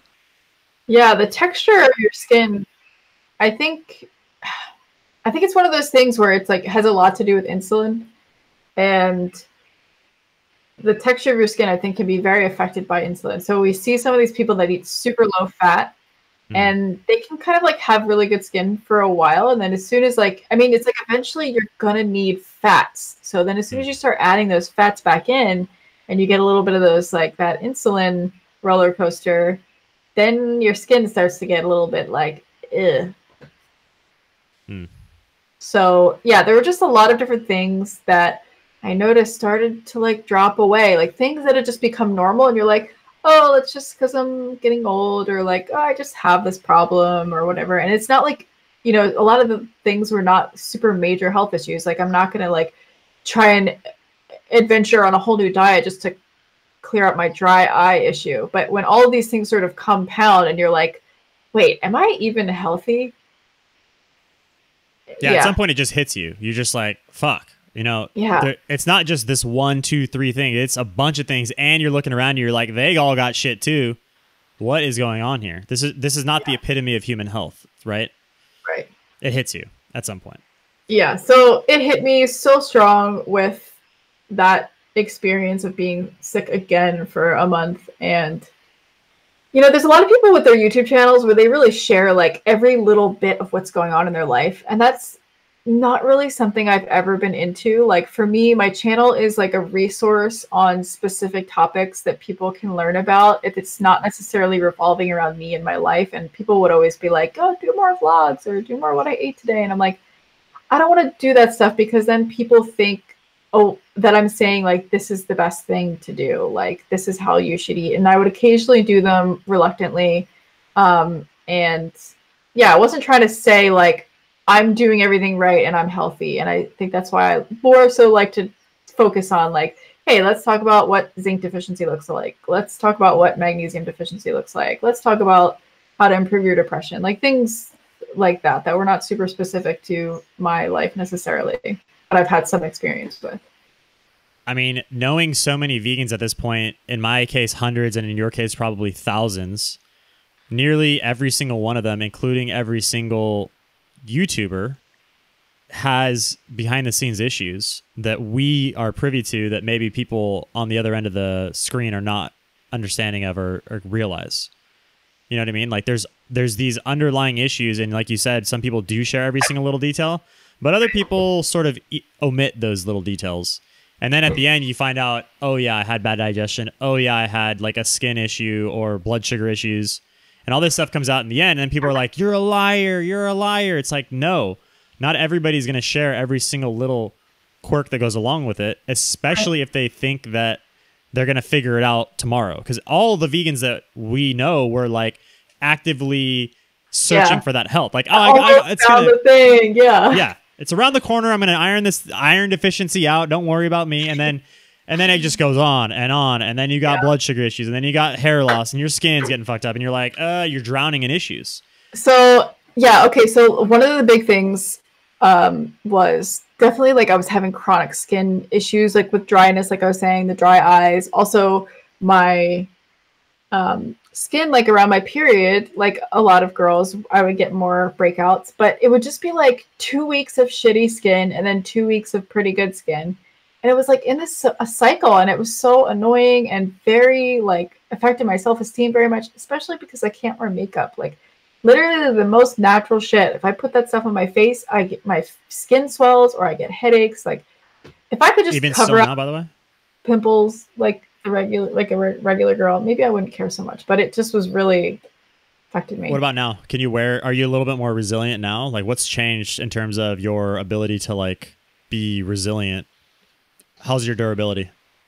My durability now is so good. So something else, another test that I wanted to bring up, and I'll talk more about the durability in a second, but something else I wanted to bring up too was like right after I got these other tests and I like got started to change my diet a little bit, I did a GI test to find out what was going on with my bacterial flora, and I didn't have any overt digestive problems, but I was so like shocked to find out that I had candida overgrowth, and I was like, what? Like this is like health 101. Like how do I have a candida problem? Like I'm so good at everything I do, and I don't food combine them properly. And anyway, so that was shocking. And to see, you know, just a few other things that were showing up in the system, I just was like, what the heck? So I was stoked to have a new approach and to have an open mind about it all. But as far as like durability, what I have seen change since I have changed my diet is my emotional resilience is so much better. I can get upset about something and then I don't get sick afterwards. Whereas before, if I got really upset about something, even just for one day, the next day, I'll be so drained. I will be super drained. So now, I mean, yeah, maybe I could have been striving to just be a fucking yogi and have no emotional roller coasters, but we're ENFPs. Like we thrive on some level of emotional roller coaster. Like it's fun to some degree to have those emotions, and you know, you just need to be able to recover interaction. After them. Like we're into human interaction. Like that's the base level of our personality. Basically, is like, hey, what's going on with you? You know, like that's part of who we are. So totally, and like digging in, like what's like, what are your hopes and dreams? Like, let's get deep and talk about all this shit. And I love doing that. And yeah, so I just have so much more emotional resilience. Anxiety that I've had for almost my entire life is just gone. And the only time it comes back is when I eat more fruit. And I'm seeing that maybe possibly my whole life that the anxiety that I've been dealing with on some level might have had to do with blood sugar issues or insulin or something, which is very interesting. So finding emotional stability through blood sugar regulation, that's key. And then, yeah, just physically, my body feels really strong. Like I never would have tried to do rig workouts before, which I'm like so sore today, by the way, because yesterday I did a push day. And you look ripped, like you look lean and toned, and you haven't done anything. I know it, but it's like it's just you can tell you look lean but not weak, and that's the vegan look where it's like all sucked out, but they've got no tone to the frame. By the way, welcome to the chat, Nico Cotto Avocado. What? Dude, this is a big time stream right now. This is like, wait, how many people are on here? We got CMC, we got Nico 270. Cotto, we got Tim Sheaf was up in here. Damn. Oh my gosh. I'm so stoked that these people showed up for this. I guess we're about an hour in and there's so much stuff I want to cover too. So I'm going to like start fast tracking some things. So we've gotten through a lot of the enhancements, a lot of the improvements. Yeah. So I feel super strong. Basically all the like workouts that I was doing before, like I could just automatically do twice as many of everything. I'm like, I couldn't do push-ups for so long, like since I was my rock climbing days. And part of it might have just been a little bit of extra body fat. And part of it might have just been that I just didn't have the power. But yeah, just being like, whoa, I can just all of a sudden do push-ups. I can all of a sudden do twice as many of these like kind of squats I was doing, like just out of nowhere. I was like, wow, this is real. And so then it made me just think like, well, so like what's possible for me now that I don't have to be like managing my health constantly and I don't have to be anxious and managing my anxiety, like what is possible for me? And so you can actually live a life outside of being vegan. Yeah. And so what's interesting is for the past 10 years, I've had this goal of like, I'm going to go back to school when I finally get my health in check. I'm just going to go back, finish my degree that I started and had to stop because I got so sick. And, but I just even thinking about going back to school the past 10 years, like would give me so much anxiety. I'm like, I cannot even handle that. Like I can barely like feed myself and all that stuff. And then like, you know, have room for extra stress. I just didn't have any wiggle room for stress. How am I going to keep my smoothies cold? Yeah. How am I going to eat all my fruit at college? So yeah. So one of the biggest things was I just was like, you know what? Fuck my YouTube channel. I'm going back to school.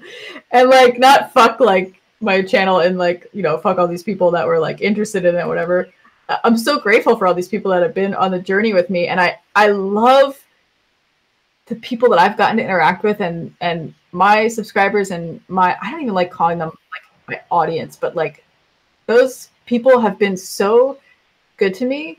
And I never wanted to have like my channel just blow up. But what I really wanted was like some core people that like I felt like cared about me and that I could care about them. And it was just like I don't know. I feel like I don't have a lot of crazies on my channel, on either of my channels. And I'm so appreciative of that.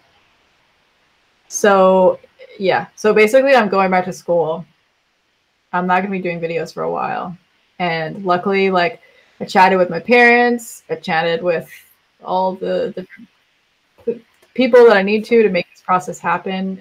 And like Joey, he's like totally on board with like, yeah, do it, because I know this has been a goal for you for so long, and he's going to basically sort of financially support in some ways so that I can follow this dream that I've had of finishing my degree.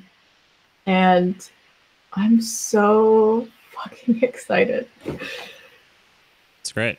Congratulations. Yeah. So I'm tracking towards physical therapy, and I have like about a year and a half or 2 years before I finish my bachelor's, and then I'll have to possibly get a doctorate, either physical therapy or occupational therapy, one of the two, which I was inspired to do that from taking care of my friend who had cancer, and she had a lot of physical therapists and occupational therapists coming to the home and working with her. And I was just like, wow, this looks like really amazing work. Like, I would like to do this. How amazing our lives would have been different if 10 years ago, rather than finding Arnold's Raw Vegan Cafe, you found, you know, Mark Sisson's Meat Cafe, and you just went deep on the liver day one, and like, I probably would have been like a much healthier and productive person the past 10 years, but I wouldn't have met all the cool people that I met. Right. It's all come around. And, yeah. Brian Greco. Brian Greco. We got a super chat. Thanks for hosting and for the visibility. Waking up to health is amazing. It means a lot to me. Oh, that's so awesome. And Brian has had his own story. Maybe in the future you can have him. I don't know if Brian is eating meat or anything now, but he has an interesting story of transitioning from raw vegan to eating like more vegetarian initially, and just having some pretty miraculous changes for himself. And he says, I eat steak. Nice. Yeah, so he probably would be an interesting person to talk to too. Okay, so I have so much that I want to talk about. Okay. So number one, like the person that got me into raw food, Arnold, he's still like rocking it. And I'm not saying that he has perfect health, but he's like, you know, just has a lot of energy. He's doing really good. And I'm not here to like shit on the raw vegan diet, shit on the vegan diet. Like, I'm just sharing my story, what worked for me, what didn't work for me. I'm not as much like you where you're like the vegan assassin trying to like take it down. But yeah, I think it's just, I think people might learn. It would be good if people could learn to be a little bit more open to health just being whatever it needs to be and not having it fit into a certain box. Do you think there's ever a case though where veganism would be healthier long-term than a well-designed meat program, animal food program? Raw Lyman, thank you for the donation. I will read that in a second. Mm-hmm.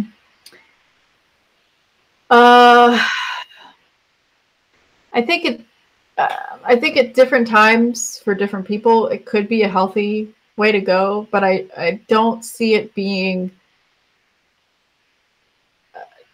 100% of the time healthy for all of life forever. I see like that some people, depending on their genetics, they might do better than others eating a plant-based diet with minimal additions here and there of certain things. Like a Mediterranean style at the very minimum of meat consumption, animal food consumption. And I don't even really know like what exactly is the Mediterranean style, but just like, you know, if it's plant-based with additional, like almost looking at them as like supplements of like, okay, I need to make sure I'm getting my this and my that, and, you know, supplementally adding in animal products. And if that works for some people, that's totally cool. Like, I don't think that there is one thing necessarily that's going to work for everybody. I know at some point people are probably going to be like, tell us what you're eating in a day, so I can totally talk about that at some point. But what I want to talk about is like, I want to get into some dirt. Do you want to get into some dirt? Let's honor the super chat from Elise. She says, let's try and do this well, as however it flows. Megan, if you could go back and tell someone in your shoes 10 years ago anything surrounding health, what would it be? Yeah, I guess it would be to just allow yourself to move in whatever direction you need to find health, and don't feel like just because one thing works for a little bit that one thing is going to work forever. I do feel like being raw vegan was an integral part of my journey to health, I think I just did it for a little too long. So I think, yeah, just, you know, and also like another thing too is like, just because like a lot of people have the tendency to think that their experience is everyone's experience. And so that's another thing I think I would like, you know, my past self or someone else to be aware of is like, yeah, like you don't have to be boxed in, but also like just because Harley and Freely have this experience, that doesn't mean that it's going to be your experience. And just because I had this experience with eating liver or whatever, that doesn't mean that if everybody eats liver, they're going to have the same experience. And we tend to like do that and be like, well, this is what's working for me, so like everybody should do it. And I think we could, yeah, do a lot by just letting go of that.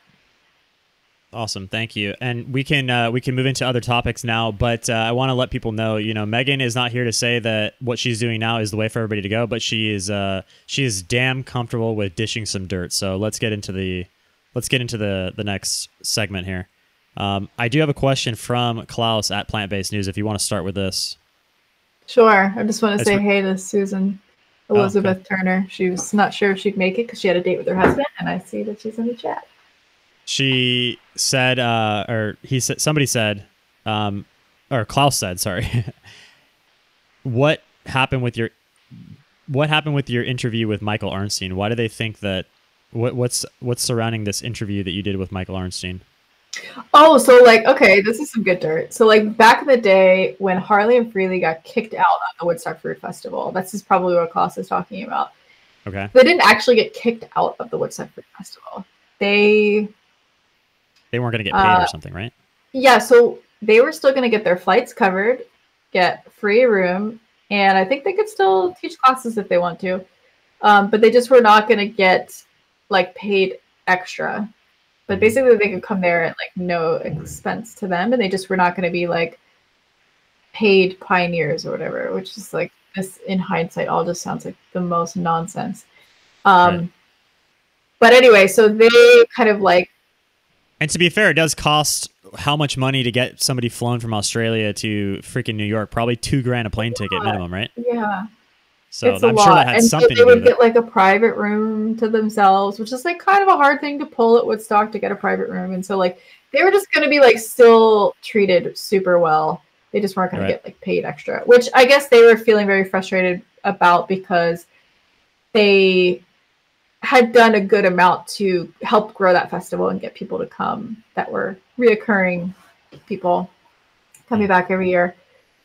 So I did an interview with Michael Arnstein kind of about, and Klaus, if he's in here, he can comment if I'm talking about the right thing.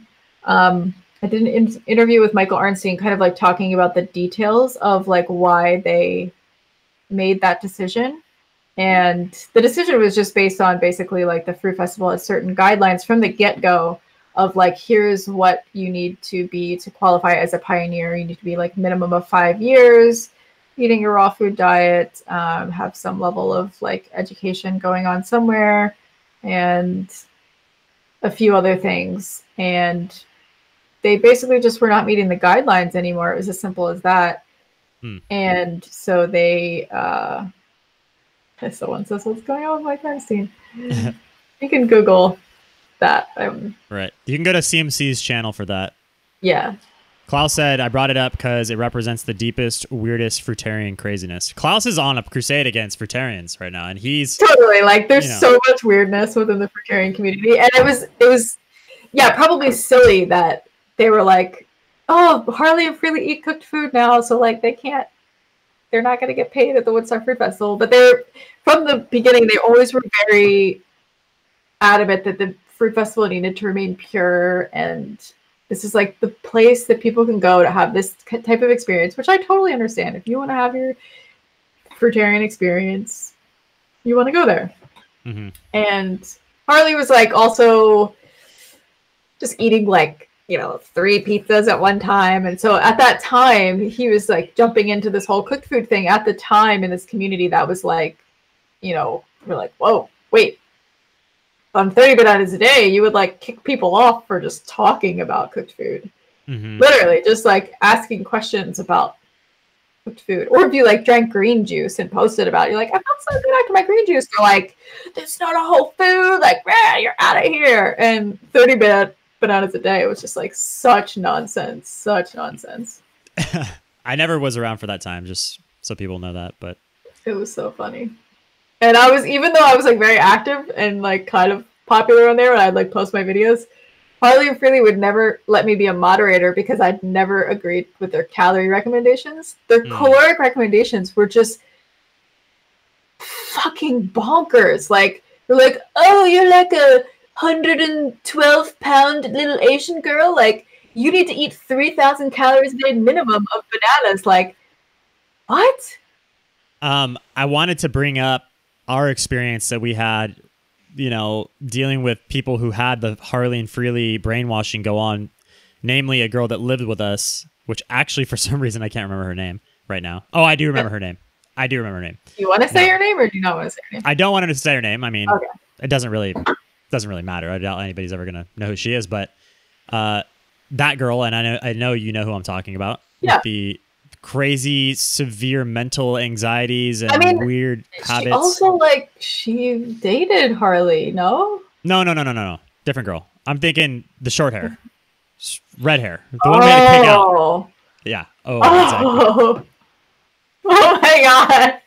That's what I'm saying. So she had the brainwashing. She had the Harley Freely. How much was she eating? And cycling. 100 miles a week on her bike. Yeah. Obsessively. Yeah.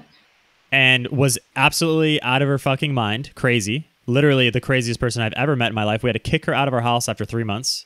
Yeah. And the sad thing was, it's like she was doing all this cycling. Yep. Like, eat more, do more. Like, all these. She had this whole mindset. She was like doing the thing.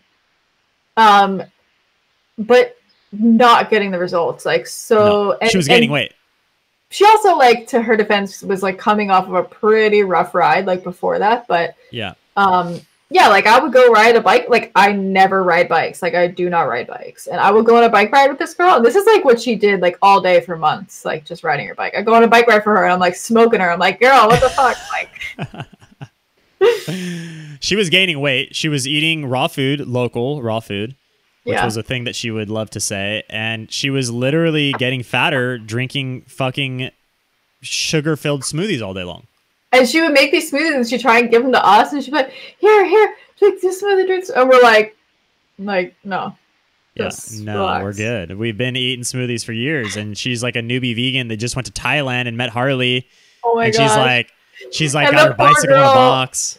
She would make her own vegan shirts. Like, she would go to Walmart and like buy a bunch of plain shirts and then get like markers and glue, like glitter markers. And like write the word vegan in like Sharpie and then put like glitter all over it. And then she would do this with so many shirts, and she had so many quirks that like. Did you remember how torn up the shirts got towards the end though? Like how the shirts were like torn up at the end. She would just be like walking around town with like these torn up vegan shirts that were just like, oh god, it was insane.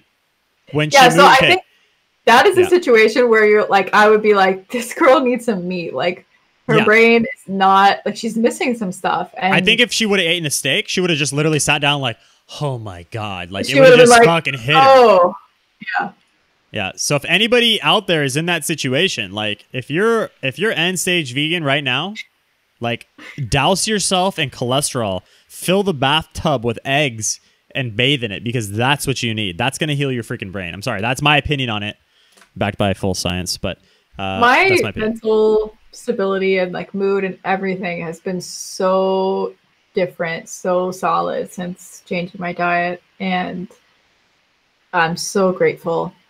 So grateful to feel how I feel. And I know Elise had similar experience. And yeah, Elise and I have a special bond with raw food and with meat and this whole experience. And yeah, I'm so glad that she's doing well too.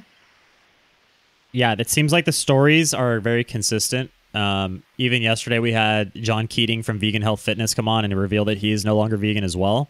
Whoa. And he was like, he hit a point one night, and he's just like, went to the store. The only thing that was available was canned tuna. He buys canned tuna, and he said he felt immediately better. And the next day he was literally stronger in the gym. And he's like, it might be placebo, but I felt like a calmness immediately eating this food. It was just like night and day. There was no question about it. And by the end of the first week, he was like 100% sold. That's the thing that drives me crazy is like vegans go vegan. People go vegan waiting for the health benefits to kick in. Whereas like on this, if you're vegan and you're questioning yourself and you're wondering if this is real or not, you can convince you can get the benefits in a day, maybe in the first meal. You will notice the difference that quick. And if you don't, go back to the plants. That's the thing is we don't need to tell you that this is the way it is. It's all you got to do is buy a grass-fed burger or a grass-fed steak and eat it, and you will know for yourself. So let's continue on. If you're riding that like super hardcore, like high carb thing, like I want to use Geetus as an example because he's also come out that he's tried animal products, but animal foods. So he did a couple times after I had changed my diet and Joey changed his diet, and pretty much like everyone in the house was sort of like curious about the miraculous results that I got. Right. And just to be clear, Joey's loving it as well. What's that? Joey's loving it as well. I want to because people have asked about Joey. Yeah, Joey's not vegan. Yeah, and Joey was like animal rights all the way. So for him to make that switch, he would have really needed to wrap his head around like that aspect of it initially, and that was not easy for him to do. Okay, so where were we? Having fun. Joey B, he says he loves it with the super chat. Great work, Joey. Joey's a man of the steak. I know, like he said, he's like, oh yeah, Joey found the best grass-fed beef producer in town. They're like loading up. I think it's so great how like the whole community has like shifted, and then it turns out that Hawaii is like one of the best places for meat. And it actually is way better for meat than it is for fucking tropical fruit. I love that. Yeah. So, Joey set up a website where we can get into a little bit of, I don't know. I want to pull up like a few raw vegan peeps. Okay. That need some help. And I wouldn't point them out if they weren't like promoting their diet as healthy, but there's a website. So if we just go to meganelizabeth.com/Drew, Joey set it up. Oh. Where you could pull some things up and share if you want. The first person that I want to bring up, some of you guys might know of him, is not necessarily Ronnie, but I think if you, Jonas Sunshine, click on the top there. Whoa. This is Ronnie right here, right? For Ronnie Ronster? That's Ronnie, yeah. But I want to start with Jonas Sunshine if you click on his name at the top of the thing. Okay, so this is somebody that I met in Arizona, and he's a very nice guy, but he's like really, he has the most aggressive, nonviolent communication that I've ever seen. And some of you guys may have seen him commenting here and there on Facebook, just online. He's kind of like a spider. He's all over the web, and he just pops up everywhere, like with this nonviolent communication that is like actually kind of aggressive.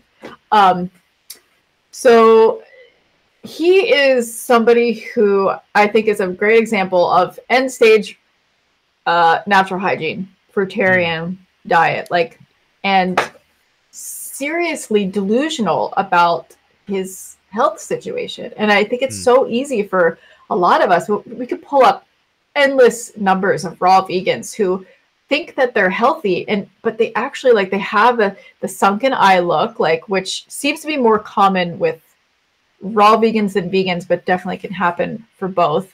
Right. But also just like that darkness around the eyes and the sunkenness of the face and how thin they get.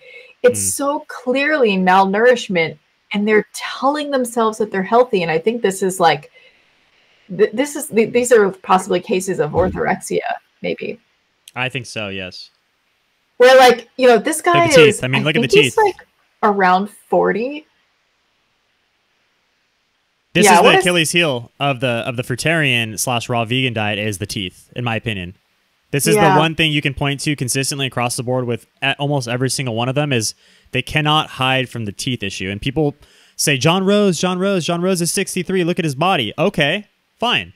The guy has good genetics. He has maintained a decent, you know, a relatively decent physique, especially for his age. But his teeth, go look at John Rose's videos where he smiles or he's up on the camera. You'll see the teeth. They're yellow. They're not good, guys. And here's the thing, like, if you keep up a fitness routine, you're going to have some level of fitness. If you compare John Rose with, what's his name, Mark Sisson, is that his name? Mark Sisson, yeah. I want to read what Klaus just said. Okay. Klaus says, these meat-based streams are motivating me to ditch the vegan junk food and relive the 100% whole food days. Hey, at the very least, bro. Yeah. Let's keep scrolling. Yeah, so Jonas is a very different Charles kind of Manson? guy. So this, I'm not sure what happened to him, but he ended up in the hospital. But he has been, I think, like vegan and vegetarian for a really huge portion of his life, and then found natural hygiene. And he would come to our potlucks, and he had like an original copy of like a natural hygiene book. And Joey and I, when we lived in Arizona, we would have these like fruit and board game parties, and we would, you know, get some like normal people and like people from our rock climbing gym. But then we'd also get some of these like real interesting characters, and he was one of them. And so he would bring like some people with him that were like super into raw food, super into like fasting all day and just drinking mushroom tea and like not sleeping, like the weirdest of the weird raw food shit that you've ever heard of. But yeah, so this guy, he would like have this natural hygiene book, and he's like, this is like an original copy of natural hygiene, like check it out. And he's like showing this old dude from our rock gym who's not vegan and eats like a high protein diet, looks super good for his age, very like developed and healthy looking and like nice skin tone, like everything. And he's like showing him this, like, this is where it's at, like, and I'm just like, oh my gosh, like, please go away. So yeah, he's a good example of, I think, yeah, end stage vegan, when you just are hanging on for dear life and so wrapped up and brainwashed, super brainwashed. Should we look at the cholesterol mortality chart? Oh, this was I showed this I showed this the other day in a video that was done by Dr. Darren Schmidt. And essentially what this is, to my knowledge, is a meta-analysis of, or it's a combination of multiple meta-analyses that has combined these like 15 to 20 various diseases, including this thick blue line here, which is called all-cause mortality. So basically anything you could die from. And here on the left, it shows 150 cholesterol. That's the lowest it goes. And look how high the death rate per, I think it's per 100,000 or per 1 million. But either way, it goes up. This is the biggest like scam of the fucking decade, because we are just like, statins are just prescribed left and right.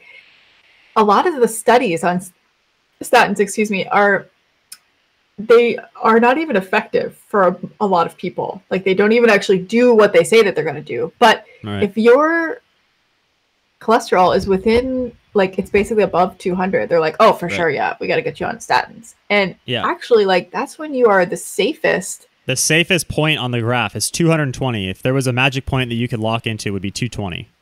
Yeah. So right here at the bottom of this trough, if you can see that on the page here, I'm going to zoom in a little bit. All-cause mortality is the lowest between 200 and 230.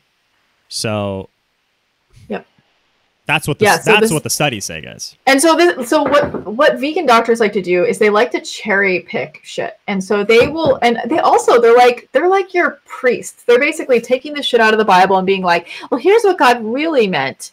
And so they're taking these studies and just kind of pulling what they want from them and saying, here, like this one study showed such and such. And so this is a good example of taking all the studies and just putting them together and being like, you can't deny this information that cholesterol is helpful. Right.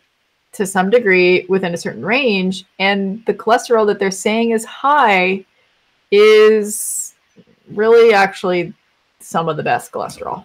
Well, vegans think that you're heart attack proof under 140. So the bottom of this graph goes to 150, and look how high the peak is of all-cause mortality. So imagine that's going up even worse. And that's what these doctors are telling you to do. And of course, there's just not that many vegans out there to really prove how shitty this is. Although, with the trending of veganism in the recent years, which everybody's so proud of that's vegan, oh, we're gone mainstream. Okay, but we're going to start seeing more mainstream issues. That's why you see more ex-vegans, because the people like us that went vegan 5+ years ago, we're starting to see those deficiencies creep up. And now we're here to talk about it. Brian Greco. But also, like, not just for vegans, but like for the general public, the goal is to get your cholesterol as low as possible. Yeah. But yet we're seeing more cancer than ever. We're seeing more people die from all this shit than ever. And, you know, when you look back at like what we were eating before we introduced like vegetable oils and all this stuff, it's like the fats we were eating, they were animal fats. Like we didn't get avocados shipped in year round. We didn't get like coconuts available at your Asian grocery store. Like, you know, we were eating more animal fats back in the day and we had less disease. And that's really interesting. Senka says, your body makes cholesterol you need. Again, Senka, I'm going to ban you for good this time because you cannot wrap your head around this fact. You are years behind our information. Yeah, Senka, she's a sweetheart and she's has very good intentions. But the thing is that, yes, Senka, this is very old information that you're talking about. Our body doesn't make all the cholesterol that we need, just like it makes some nutrients. And there's, you know, it doesn't mean that we can't do well with adding extra. And so everyone's body also like has different abilities to produce cholesterol and recycle cholesterol within the body. So Mark Tassi says, she's right. Yes, it does. Have you met Mark Tassi, by the way? Do you know who that is? Mark Tassi? Of course I know Mark Tassi. Mark Tassi thinks that he's in peak physical condition, zero degeneration. He's at the best that his genetics will allow. He's a fruitarian. He's a world-class cyclist. He does not think he's crazy. He was actually very offended that I recently compared him to Gary Carburetor. So what do you think about Mark Tassi? Because I think he's a nut job. I, for Mark's own benefit, am going to not comment on him. All right. I don't want to start shit with him, but yeah, no comment. Mark, you need to buy a grass-fed steak or some grass-fed eggs, and you need to consume them. And within 5 minutes, you will understand what we're talking about here. Yeah. I mean, I don't want to tell people what they need to do. No, I do. Because I look at that guy, and I see absolute degeneration, and it irritates me that you're even here trying to say otherwise, because you should be on this list that we're talking about right here. I'll just say this. Crazy doesn't know that it's crazy, Drew. So, like, okay, let's just leave it at that. He says you need to get your head out of your ass, Drew. Okay, we're gonna move on, Mark Tassi. You're out of your mind. All right. Okay, so since we're talking about let's talk about more crazy vegans. I want to bring up Christina's videos, which are on there too. If you click on the top, I think, sure. It says Garth Davis perfect blood work video. Oh, there we go. It's behind my mic. Okay, so since we're on the cholesterol topic. Ah, okay. This is basically what okay, little mini backstory. Christina was one of the first people that I told that I was not vegan anymore. And initially it was because she was going to be coming and visiting me soon. And I was like, I have to let her know before she gets out here.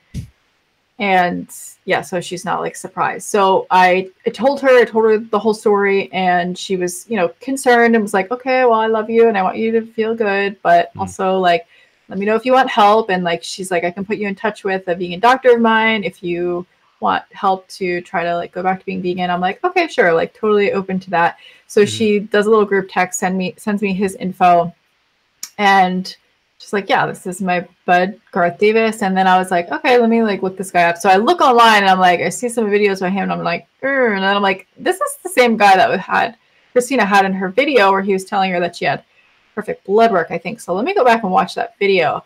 So we go back, we watch the video, and Joey's put a few different clips here, but on one of these clips, I don't know if you... They're excellent. 7. Above 5, it's normal. Yeah. Okay, so her iron, both her ferritin and her iron storage were like borderline low, and his like excuse and reasoning for like why this is okay, he's like, oh, well, if you have high iron, then you're like more at risk for like heart disease and cancer and things like that. So you're doing good.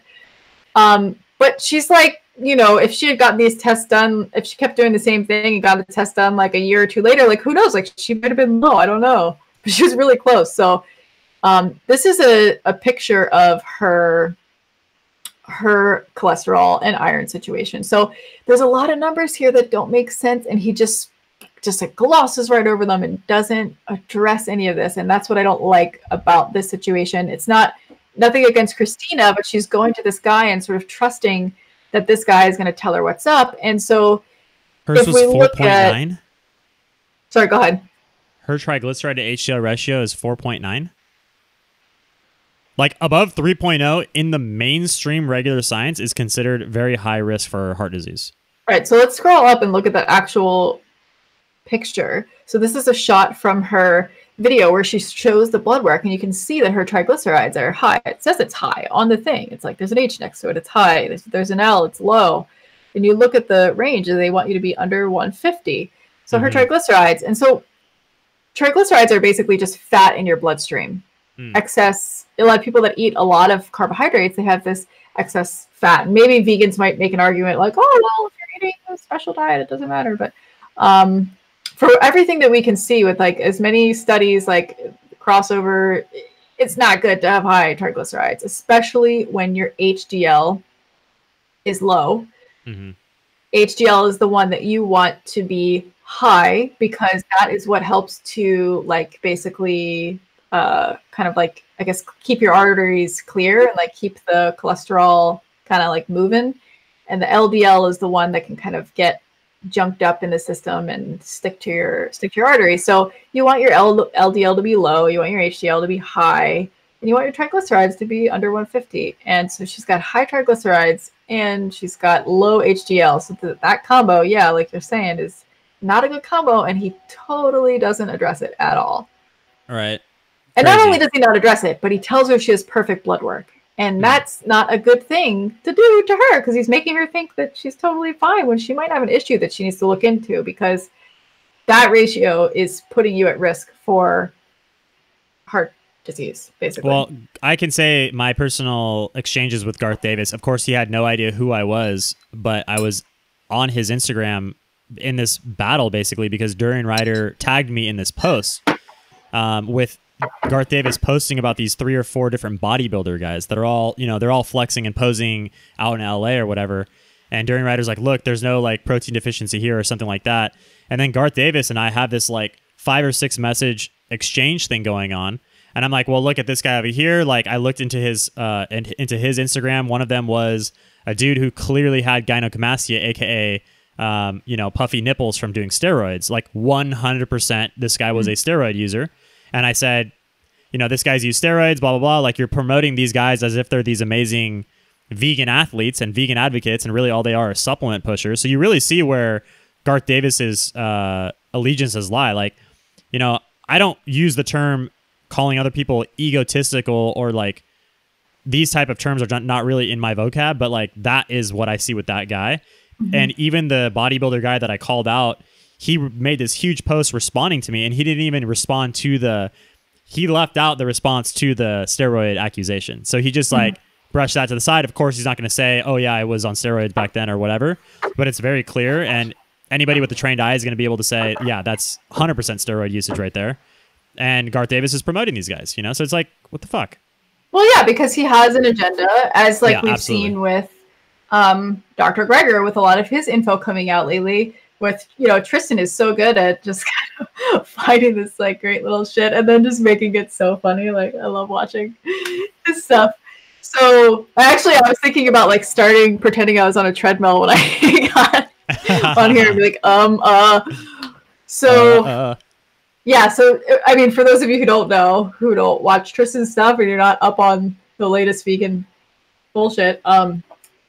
Greger is like, basically he was an animal rights activist before he became a doctor. And who knows how he got the funding to become a doctor, because med school is very expensive. We're talking about you're going hundreds of thousands of dollars into debt. So I wonder who funded this guy to go to med school, you know, all of a sudden as an adult. And so then he finishes school and doesn't ever see any patients clinically. He doesn't even finish his internship, right?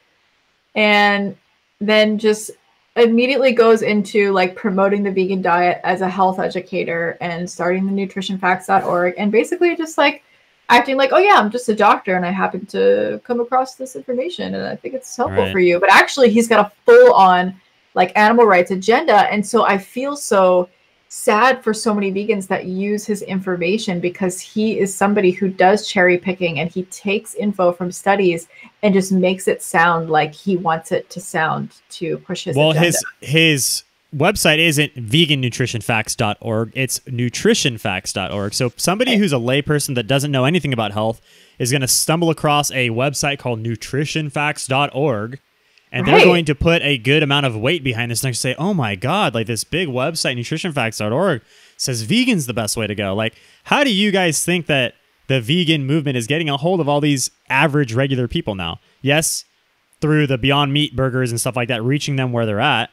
But it's like I see people bragging about this stuff now, like veganism is going mainstream, the Beyond Meat is everywhere. It's like, it's in McDonald's. Like, who gives a shit? When was the last time McDonald's did anything healthy?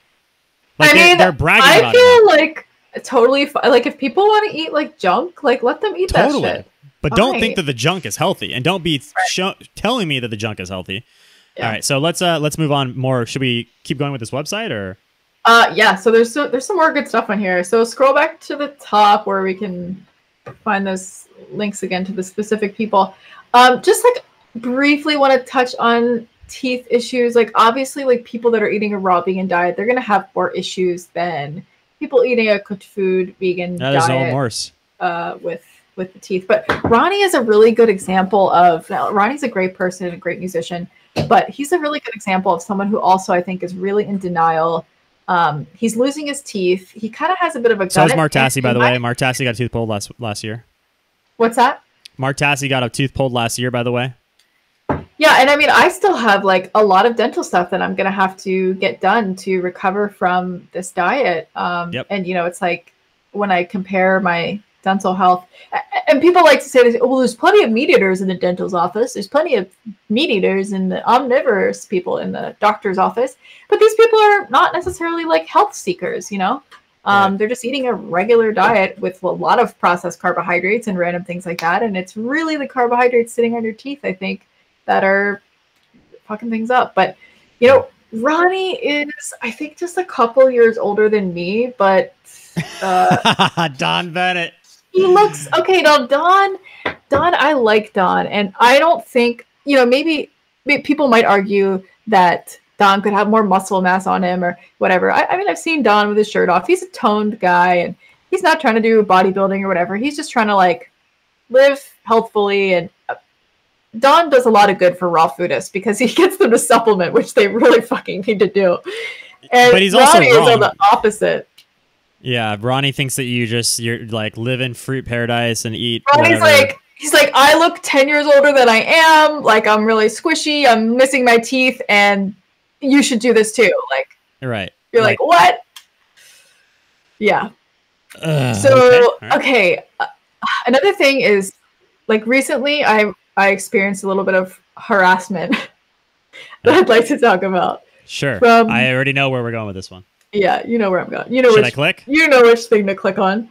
So I don't ever interact really with raw vegan ginger. And I'm also like, I'm not used to having like crazy troll people on my accounts. Like people are generally really level-headed and normal on my stuff. And if somebody was, I've had people on my stuff comment and say, hey, I'm just curious if you're still vegan, but they're not so like aggressive about it. And this is something that I'm seeing from Freely and from Raw Vegan Ginger, who seems to be a little bit of her protege in many ways, as far as like the aggressiveness. And I'm like, is it because they're just like lacking in things, and so they like don't have the ability to like just control themselves and I don't know, like sort of behave themselves like an adult or something? I don't know.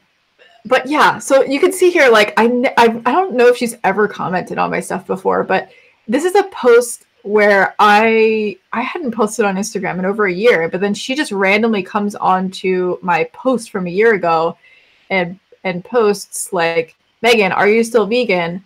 Let's hear your take since you know all of these people personally. You're making me nervous. And then like a month later or something, or a couple weeks later, my guess, you took a break from IG to experiment with animal products. You stopped sharing food or recipes because you're no longer vegan. Please prove me wrong. Like she's making the assumption without even you're living your life. Right. It's like I stopped on Instagram a year ago, and she's basically accusing me of like a full year ago, like not being vegan anymore. And then I just was like so off my game because I'm not vegan anymore that now I don't post on Instagram. It's like, what? That has nothing to do with it. I just made this decision for my own personal reasons. So then she starts posting on her personal stories. Let's hear your excuses, Megan Elizabeth Hawaii. I've called this for a while now.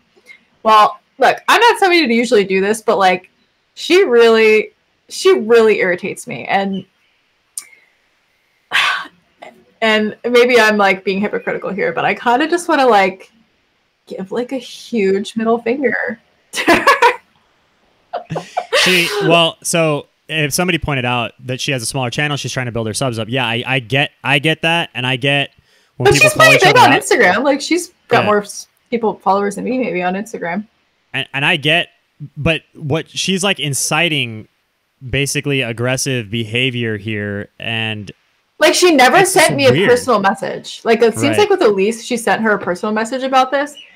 But with me, she like never sent me a personal message. She just like went right to like publicly accusing me, which is like fine because at the point where she was saying it, I was not vegan anymore. Yeah. But she was accusing me of not being vegan for a much longer time. And I think either way, I was like about a 6-month period is when I would probably share information about a diet change, because I don't like to just like tell people what I'm doing as I'm doing it. I like to have the experience and then have some sort of takeaway or know that the experience is consistent to be able to share information that's actually helpful instead of just being like, this is what I'm doing. Like, you can try it too, but I don't know what's going to happen. Yeah. Like, my issue with her approach is not so much that it is aggressive, because like I've made aggressive content in the past, so I want to remain consistent here. But my problem with it is that she feels entitled to know information that she doesn't have any reason to know. She doesn't know Megan. She doesn't know Elise. She doesn't deserve to know this information whatsoever. Yet the way that she presents it is like insightful and she's saying exciting, it too, not insightful. Like, she's saying it as if I'm like posting what I ate today videos every day and making she's trying to call you a hypocrite vegan, before you've even. But I'm not actually vegan. Right, like she's trying to call you a hypocrite essentially without you even making a move. You haven't even. You're like living your life, and then she's saying you're doing all this stuff wrong, and we don't even know that. So she's making assumptions. She's just inciting slander, essentially bullshit. So I didn't respond to her right away because I'm like, you're nothing to me. Like, why would I answer your comments? Like, when there's all these nice people commenting, like there's a thing that people have online with haters where they like give the haters more attention than the people that are like really nice to them. And so I've like consciously tried to not do that. Like, you want to hate on me, shit on me, whatever, fine. I might leave your comment there. I might just delete it. Like, you're nothing. But I left it there for fun.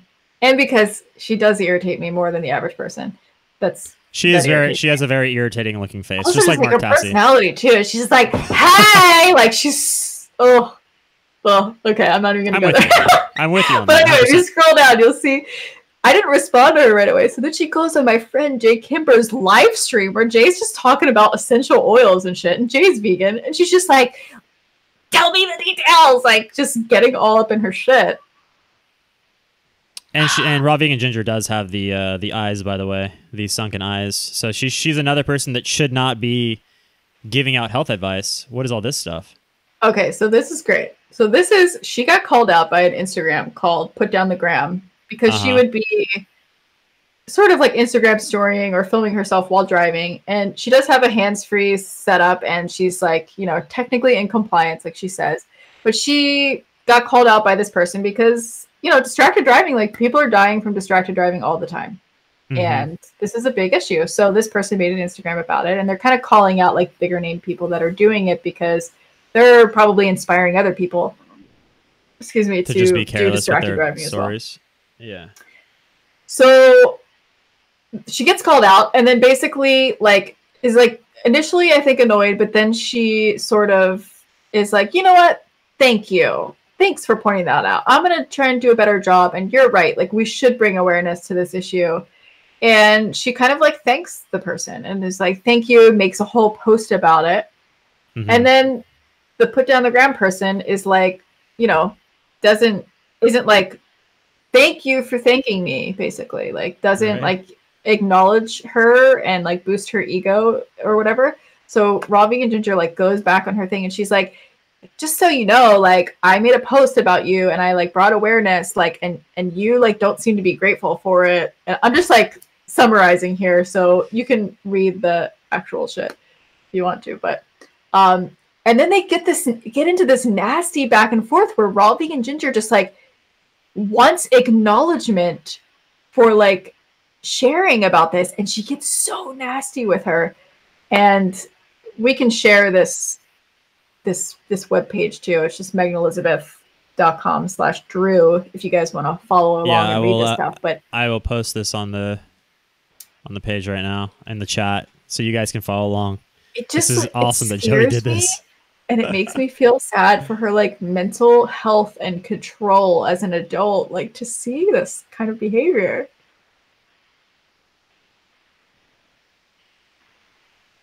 Your claims are unsubstantiated. Whatever. So she gets into this huge argument with Put Down the Gram. Yeah. And Joey is like particularly like Joey doesn't really like hate people ever, but he like definitely is like irritated by this person. He just happened to see Raw Vegan Ginger's post about this and then like somehow followed the trail to this interaction and was just shocked. Was like, oh my gosh, this person is so crazy. And so like this combined with the sort of like harassment that I experienced from her, I'm just like, wow, like watch out for this lady, people.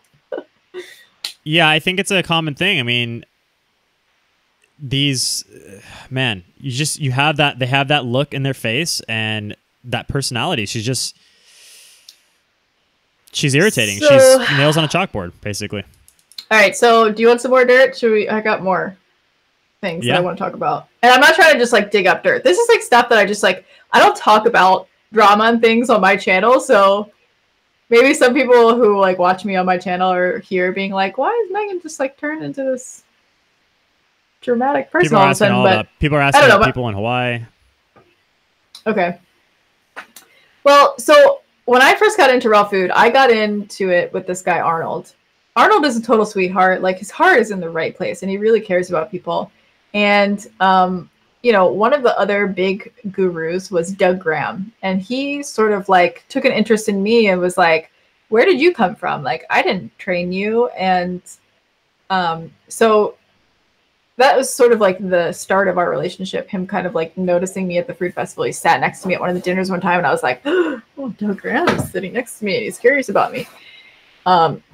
And so I was in Costa Rica and I was like visiting, I had just done a retreat with Chris Kendall, and Doug was he happened to be doing a fasting retreat at that time, and so after we finished our retreat, we were like, hey, is it cool if we like swing by and like say hi to some of the fasters and like cheer them up? And like Chris and I actually like sang a song to them. It was so cheesy, but yeah, I got to spend a little bit of time with Doug, more so than I had before, and I was like really scared by him, and I was so confused as to why people were just so blindly following this guy and his advice. And he is a really great example of someone with like sort of narcissistic personality traits that turns into a guru and then just like rides this guru train, and people just like exalt him. Like it's crazy. So I'm at okay, so what you're looking at here, what you have up, is I'll get back to the retreat thing. But my friend Michelle, I want to say, Christine said, my first year at Woodstock, Doug Graham tried to sell me on his coaching program that costs $20K. Oh my gosh! There's a lot of people are asking questions in the chat, bringing up names of people in Hawaii. I don't know if you want to check that out. If you want to get into it, we can. If not, then I'm not even going to say that person's name. Because I have opinions about it. But I'm not in Hawaii anymore, so. What are there specific names? I'm so like lost in the chat. People are asking about Lilikoi. People are asking about, yeah. I mean, I don't know Lilikoi personally. I think she's a little cynical and like icky. I don't really want to interact with her. But okay, so Doug Graham was coaching my good friend Michelle from Arnold's, and she's the chef that trained me how to prepare raw food. She's an amazing chef, such a beautiful person. Like, I just love her so much, but she's really struggled with her weight for so long. And she, you know, has been like upwards of 300 pounds. And so she like at one point turned to Doug Graham for coaching because she's like, I'm kind of struggling with this raw vegan thing, and I want to go to the source of this guy who like wrote the 80-10-10 book, and she's paying him to coach her online. And yeah, I don't know if there's more than what's just listed here, but basically his coaching style was so, yeah, was hair so... loss accompanies weight loss for a variety of reasons. Basically, her hair was falling out. Right. And every time she would like get fully hardcore on his program, her hair would just start falling out. This is a response from Doug Graham to... This is a response from Doug Graham. And so she posted all this stuff on like her blog. Yeah. Right. Get a wig you really like and commit to it. Like, instead of like, hey, let's look at a deeper reason why your hair might be falling out. He just tells you to get a fucking wig.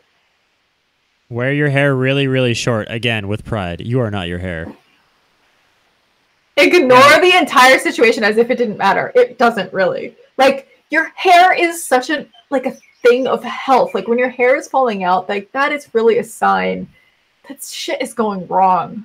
This is another thing that's common, is this idea of not eating enough. Like, Harley and Freely used to say this 5 years ago, but people fucking got the memo. People figured out how to eat enough food, guys. This is not a problem anymore. So What do you say to the dumbass people right now that still think that not eating enough is a thing? Because I've even proved it on my channel, showing how much food I ate, chronometer, all that stuff, which is a better diet than I guarantee the people who are criticizing me eat as a vegan. And people still somehow have this notion that ex-vegans didn't eat enough food. Yeah, I think it could be true for some people, but it's not the situation for most people. I think most people are trying really hard to eat the appropriate amount for them and their activity level. And it's like, if you're under eating, you're going to lose weight. So like, yeah, maybe if we look at some of the people who are super skinny, we could be like, yeah, maybe they're under eating a little bit. But if someone looks like they're normal weight or they're overweight, like, I don't think they're under eating. It's as simple as that. So Doug thinks, though, he's like making that assertion here, you know, make sure you have to eat it. Make sure you eat enough. It looks like you're under eating. And like, Michelle is a big girl. Like, she has a big appetite. So if he's like, eat 10 bananas, like, Michelle can eat 10 bananas. Like, this, she's not having a problem with quantity of like getting stuff in. What she's having a problem with clearly is that you know, her body is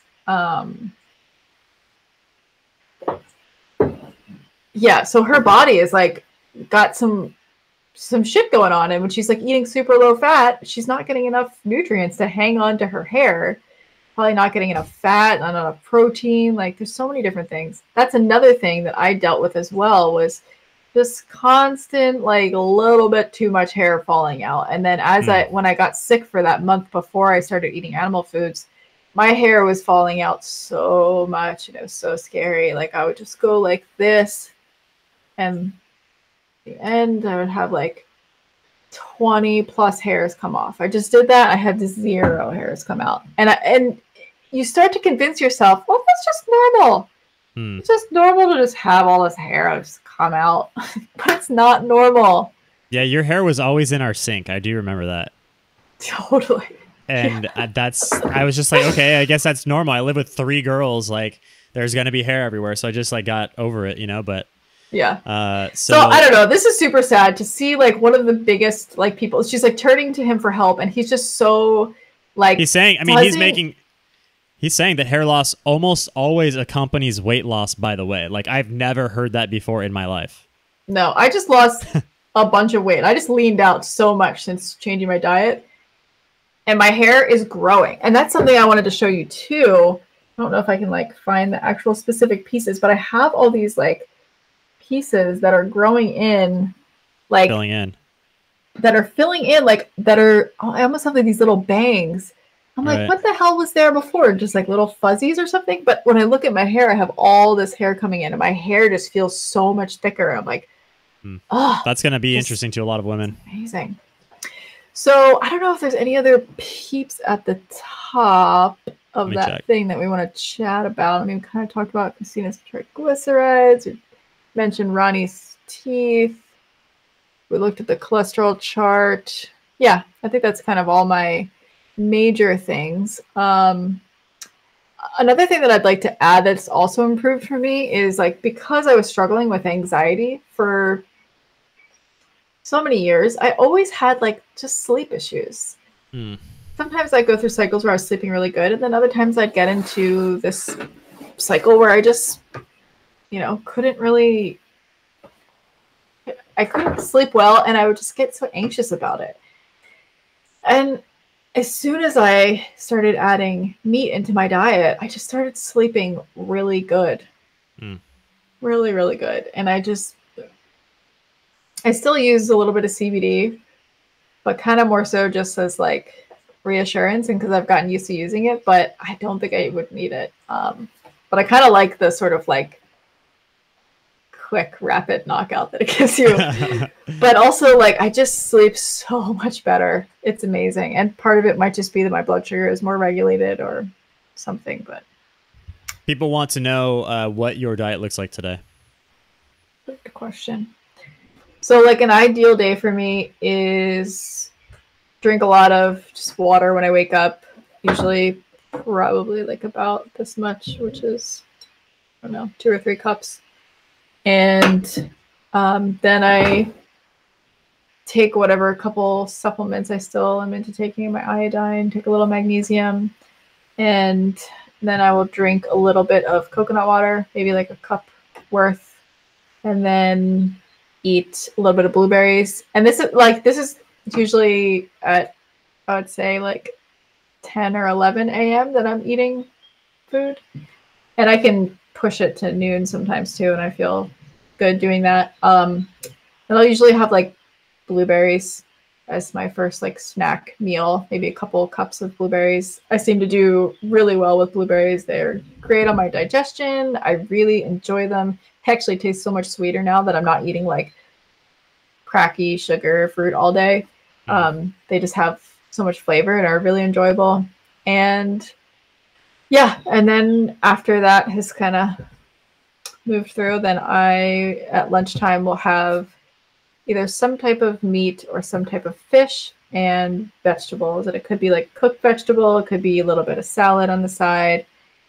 And I've always digested vegetables pretty well. I know that you would be kind of like fascinated with the amount of salad that I would eat. Yeah, I straight up didn't believe you. I was like, no way. Yeah. You can do that. But no, but it was like, it was good. And maybe that has to do with the type of bacteria that you have in your gut or something. But yeah, so I'll have something like that. And as far as like fish, what I've been eating mainly is, we do have a lot of good like local stuff here as far as local catch. So occasionally I will eat some of the tuna, but that's like one of the fish that people kind of have to worry about a little bit for metals and stuff like that. So that's more of like an occasional thing. The stuff that I eat more regularly is salmon, which is like from New Zealand, and it's the super like fatty, really high omega, amazing salmon from New Zealand. Where do you get that from? They actually have it at Suisan with all of the fresh local stuff, and it's never frozen. It's like shipped in like pretty regularly, which is, you know, not the most sustainable thing. But if I was eating a vegan grain-based diet, all that's just shipped in anyway. True. So then also sardines are something that I like to include. It's a great way to get calcium. And when you're not eating as much like high phytic acid food, you also don't need to be like getting, and now this is just my theory, I don't think you need to be like getting as much calcium, because you're probably absorbing way more of it because you're not having the phytic acid like kind of take all these minerals away from your absorption. You're not eating anti-nutrients. Yeah, you're not eating anti-nutrients really. And I mean, vegetables, yeah, there's some anti-nutrients in vegetables, but not nearly as much as nuts and seeds and grains and beans and legumes. So yeah, and then for dinner, like maybe a piece of meat and more vegetables. So it's very simple diet. It's very satisfying. I don't have to eat like, I don't have to have my stomach like blown up to feel satisfied, and really satisfied. Not like on the vegan diet where like, oh God, I'm so full, but I can't fit anything else. And it's like this kind of weird hungry full. Yeah. Or like you're overeating so much that you're kind of like fucking up your digestion because you just like ate too much food.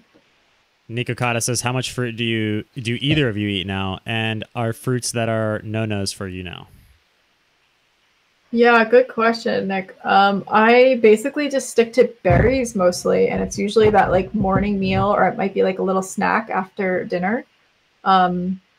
Very satisfied with that, and like I guess the coconut water sort of counts as a bit of fruitiness. But if there are other low sugar fruits here that are available, like dragon fruits or passion fruits, things like that, I'll eat them pretty loosely, you know, not really like worried about how much I'm consuming there. But as far as like sugary fruits, like I see a change in my skin when I increase the amount of sugar that I'm eating.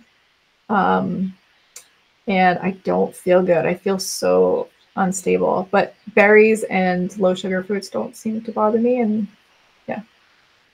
Yeah, I like the berries too. Like I just recently bought a bunch of blueberries. Like I don't know if they're in season right now, but they're available cheaply at the local stores right now.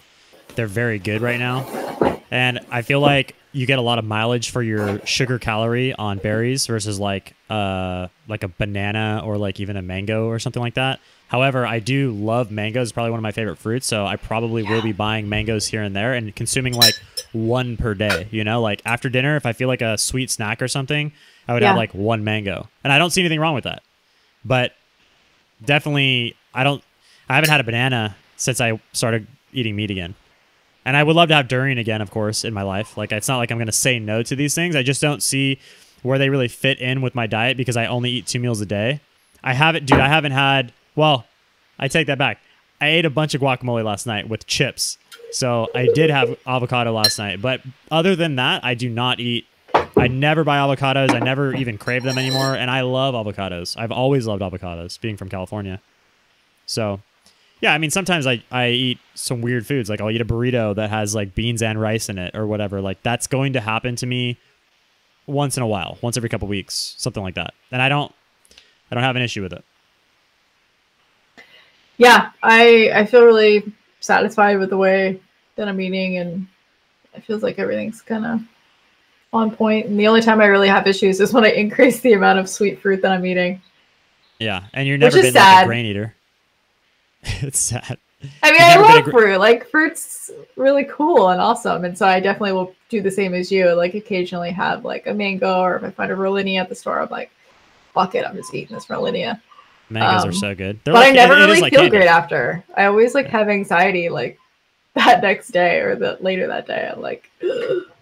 It's weird to see it as a treat now, though, right? Like, it's kind of like an enjoyable snack or something that you eat, like, after your dinner. It's not like the main course, whereas, you know, I don't know. I think it's...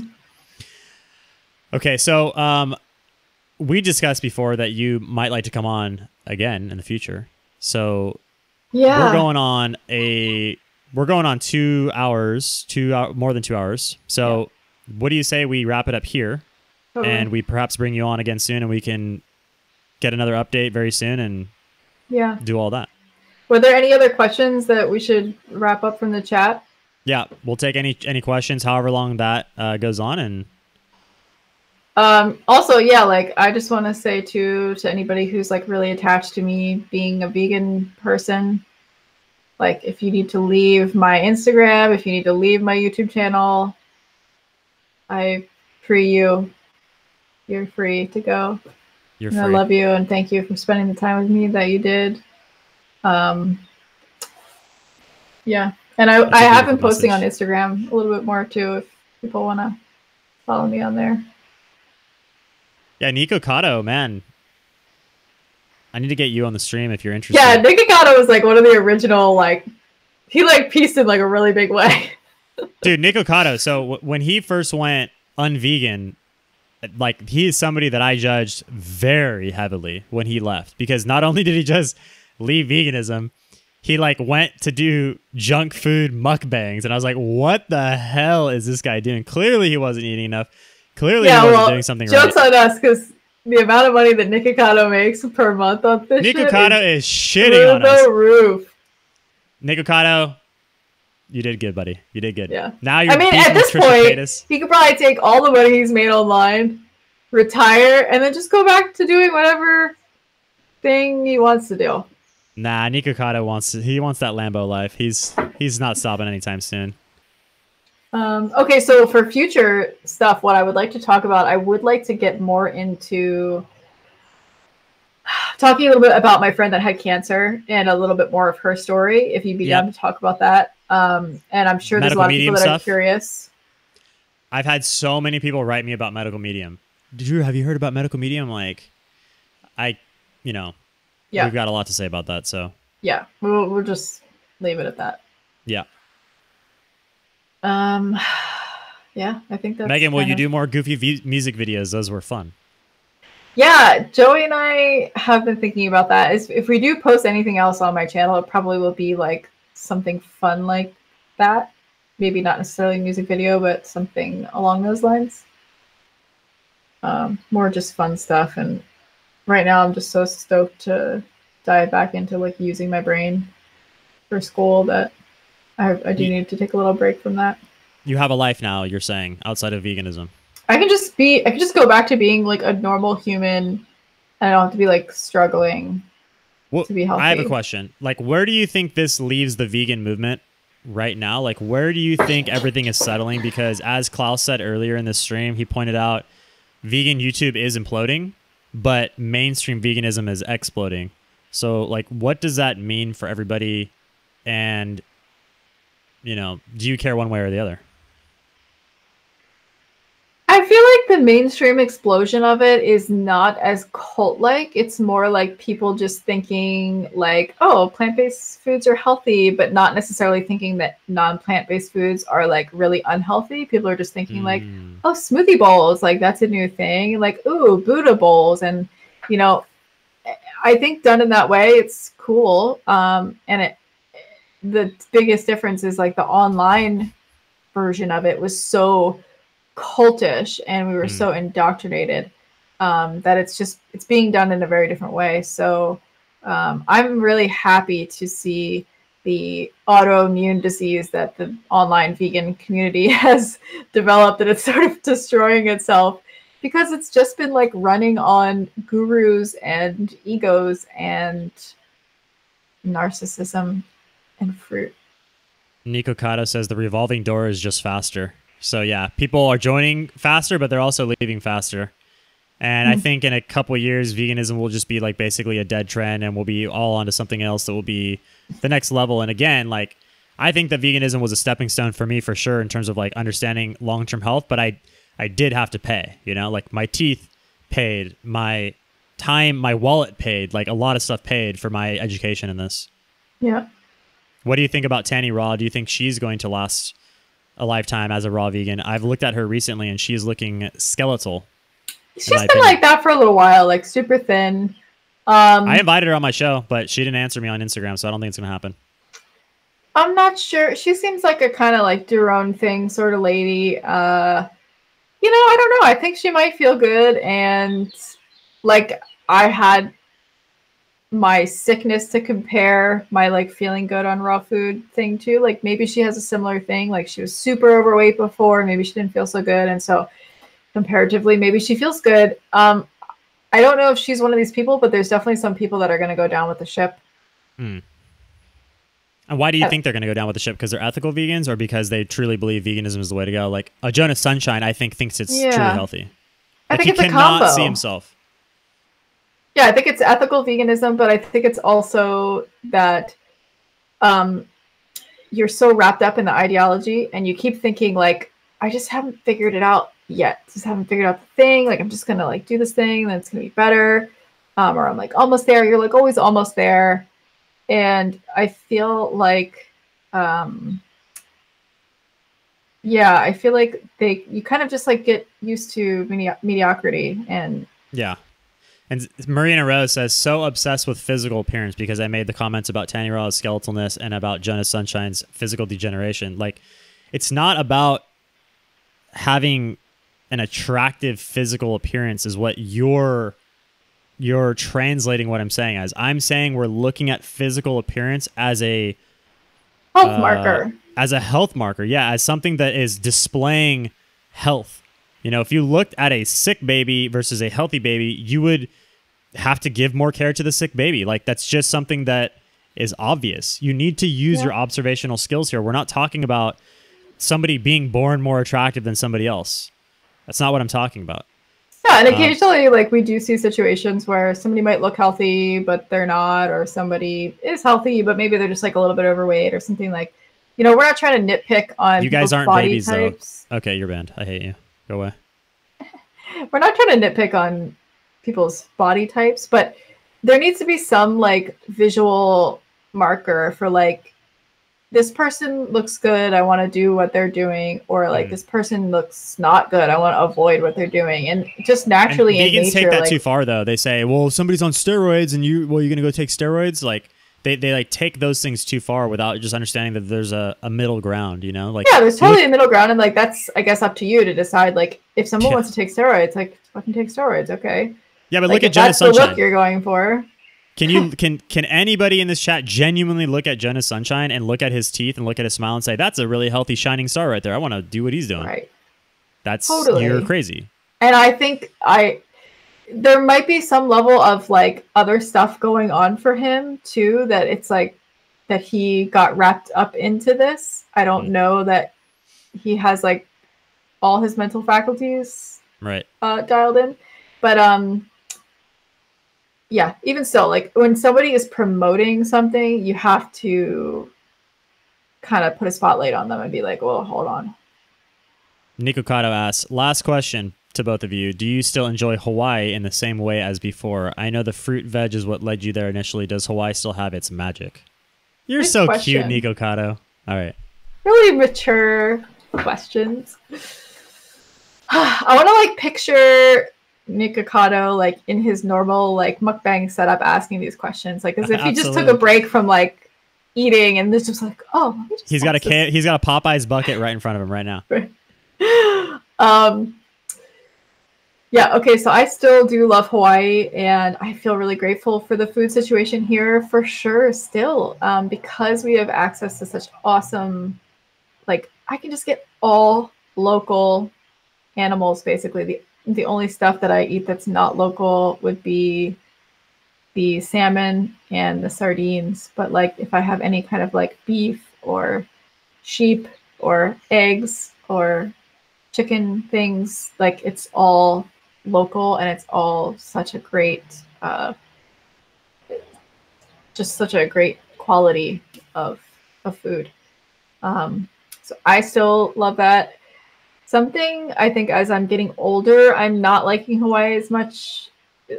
I think I'm just becoming more concerned about the UV, and being an Irish person, I'm just getting like more and more freckly, and I do see more sun damage on my face. You can't really see my freckles and things right now because of the sunlight, but yeah, I definitely have some sun damage, so that's something that I would like to work on. And I think now that I feel like a normal person, I don't feel like I need to hang out in Hawaii and like hide out in Hawaii.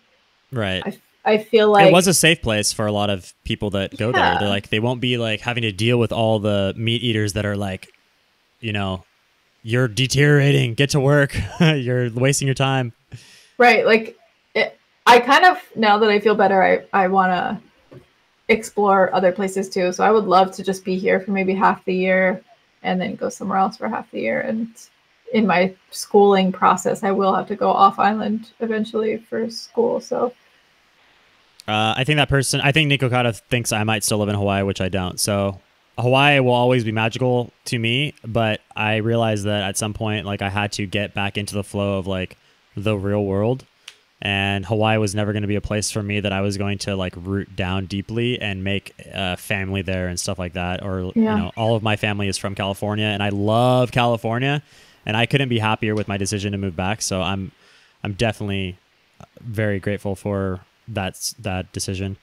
But I think Susan, Hawaii is a place that people should for sure visit. If you're curious, like you can have magical experiences here for sure. Like there's a lot of upsides to Hawaii, and I think I'm just somebody that gets bored easily too with like my living situation, so I'm probably like, hey, I'm over it. But then when I'm away for a little while, I totally miss it here and appreciate a lot of things about it.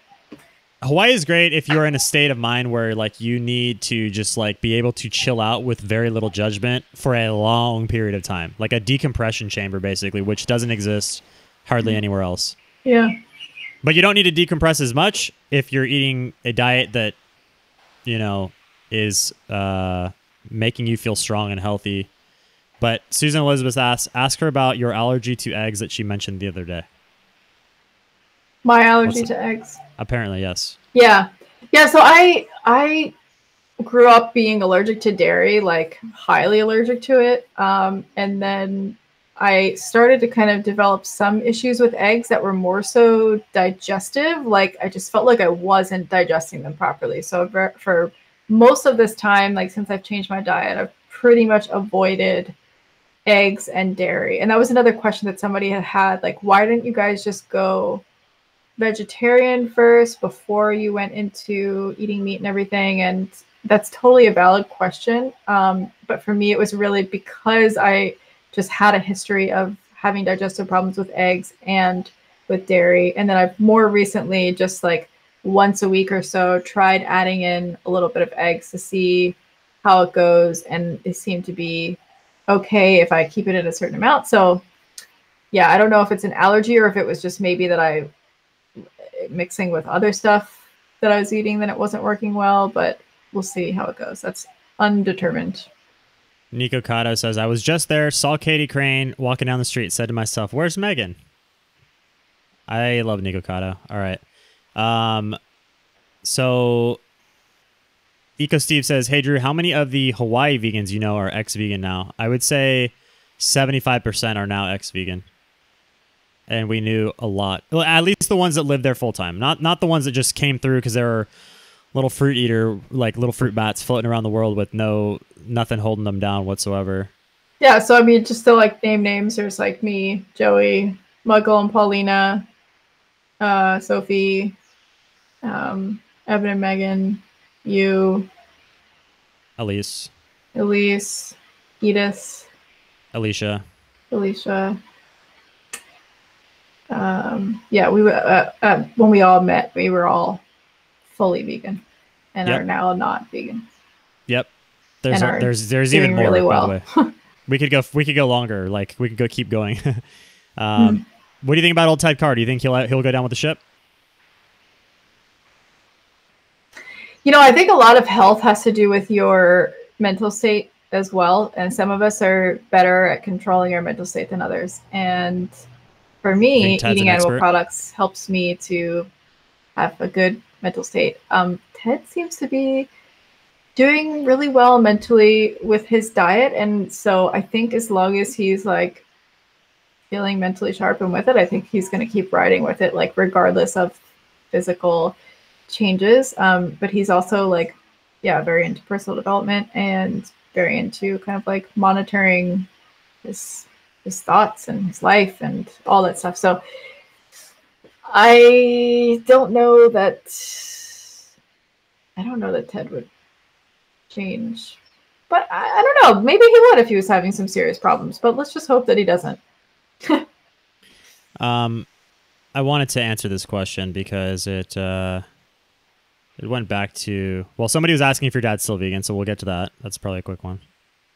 Yeah, so my dad is not vegan anymore. Basically, when I changed my diet, he's never been like super hardcore ethically vegan. Like he would eat like a plant-based vegan diet at home, and then like if he happened to be out and there was dairy in something, like he would, not freak out about it. Like he would eat, I think, eggs maybe a couple times a year or something like that.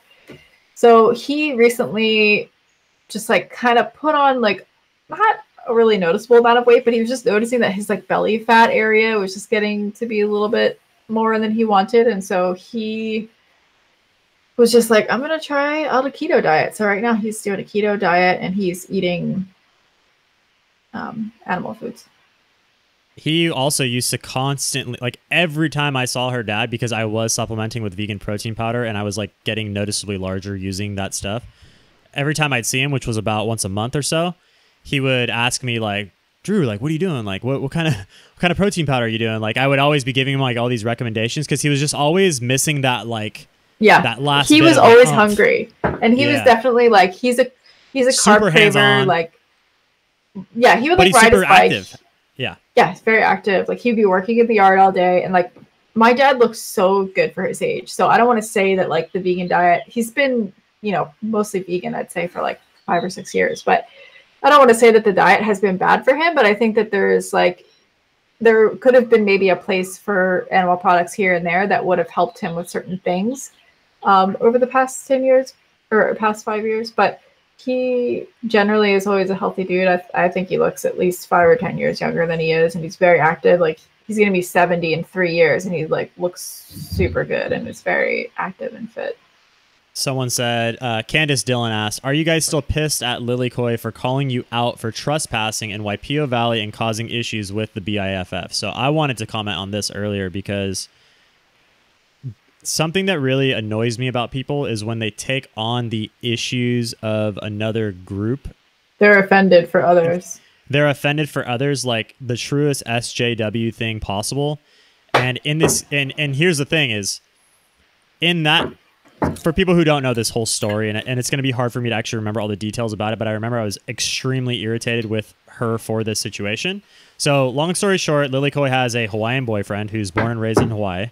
I understand that she's immersed in their culture and whatnot, but she had been living in Hawaii for less than 5 years. We have people that have been living in Hawaii longer than her that are in our friend group, right?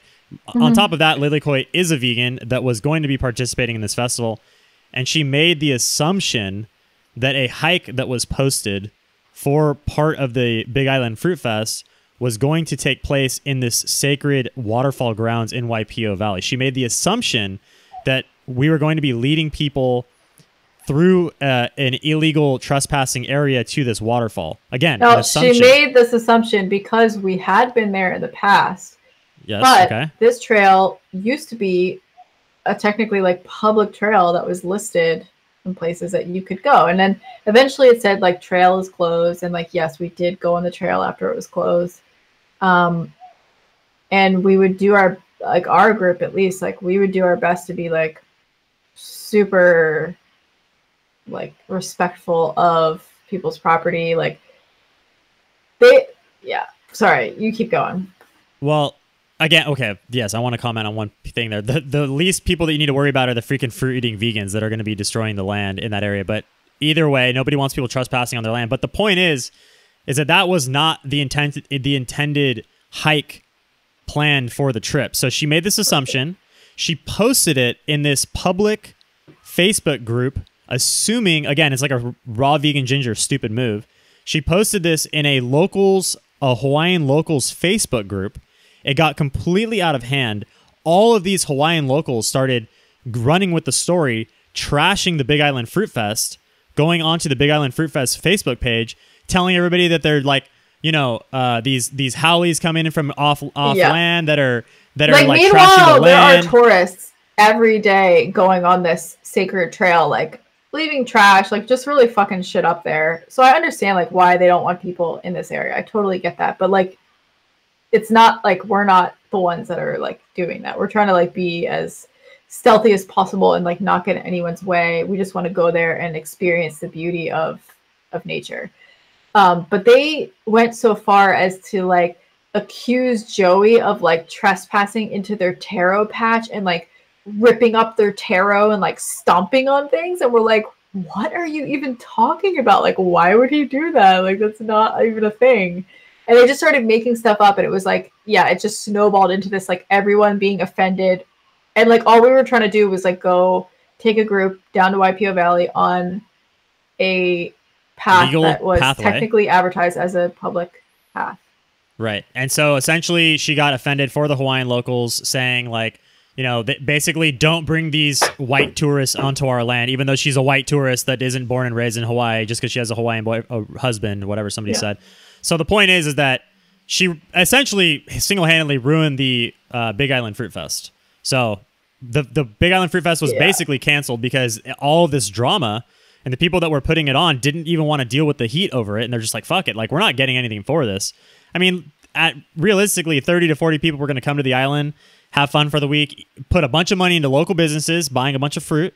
And she's so ignorant that she just didn't realize that was going to happen. So yeah, and like we're not trying to come there and just like get up all in the sacred Hawaiian shit and just be like, this is ours, we're taking over. Like, yes, there are some people that come that are tourists for all different reasons, and they're not respectful of the land and of certain people's properties and things like that. I totally understand that, but to make it out like we were being like really specifically disrespectful, and like we're just really big lovers of nature and we want people to be able to come and enjoy this nature, and we thought we were doing it in a way that was respectful because this is technically, you know, public property, this King's Trail that we were going to go on. To come to find out that like, you know, some people disagree and still don't think that that one's public property. And so it's just a matter of like, there is an issue out here where technically the United States like sort of took over Hawaii, and it was never like, there was never like a peace treaty signed or whatever. So technically we are sort of just like occupying their land. But at this point it's like gone so far that we like can't really go back. And Hawaii is so Americanized that like we just have to look at like where can we go from here instead of like, well, what did you do? And like, let's just have this like continuous like dueling and hating of, you know, tourists and white people. And anyway, Hawaiians love American goods, so it doesn't stop them from buying American imported things from the mainland. And I think that the relationship is pretty much normal for people our age, but definitely there's some weirdness with the elders there towards young people in general. But I've definitely experienced like what I would consider slight racism there, which I found to be pretty interesting because I've never experienced that anywhere else. But anyway, I don't even want to keep going on that. Yeah. So any last questions, guys? We are going to probably wrap it up pretty soon here. Yeah, I think we hit on a lot of great stuff. Somebody was saying they thought Tanny looked great. I think she does look great. Like she seems to have pretty good skin, although she does wear a lot of makeup. But I have recently seen her hip bones and her legs, and she does seem a lot skinnier than she used to be. And she wasn't somebody that needed to lose any weight to begin with. So that's just an observation.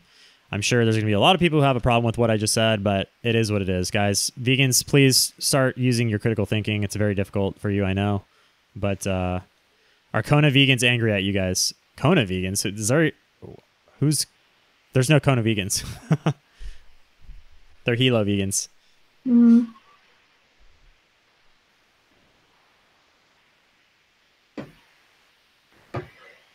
Well, yeah, I think we should just quit while we're ahead. Sounds good. I'll do a little outro myself, and I would thank you for coming on the channel, and we'll get you on here again. Thank you so much, Megan. Cool. Thank you, guys. It was super awesome, and thanks for all the questions, and thank you, Drew, for being such a great host. You're welcome. All right. Talk to you later. Bye. Bye. Okie dokie. That was Megan Elizabeth, guys. I will link her channel, of course, after all this is said and done in the description. And we're probably going to have a lot of good clips to pull from that. That's for damn sure. That was a really good session. And I hope that answers some of the questions. A lot of people were hitting me up about Megan. They were requesting the interview to begin with. They were asking if Megan's still vegan. So there you have it. Nope. Nope. Megan's on that meat. And Megan also, we talked about it a little bit, but she's definitely on the high-end meats. Like she's eating livers and stuff like that, and she has no problem doing it.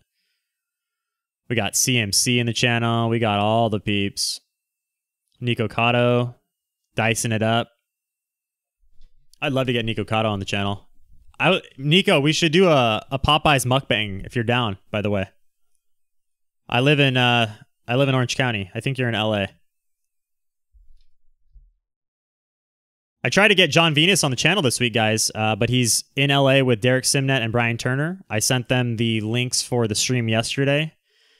John was talking about potentially making time for me this week to do an in-person interview, but I don't think it's going to happen. He's with the boys, you know? They're getting busy over there, probably filming a lot of content. Yeah, Nico Cotto is welcome on the channel. Big Island is the last true piece of Hawaii left. I wouldn't say it's the last true piece. I mean, Hawaii is so great. I mean, Kauai is definitely still unmolested for the most part, but definitely it's an extremely nature-bound island, especially with the volcano and stuff like that came through. It's wild.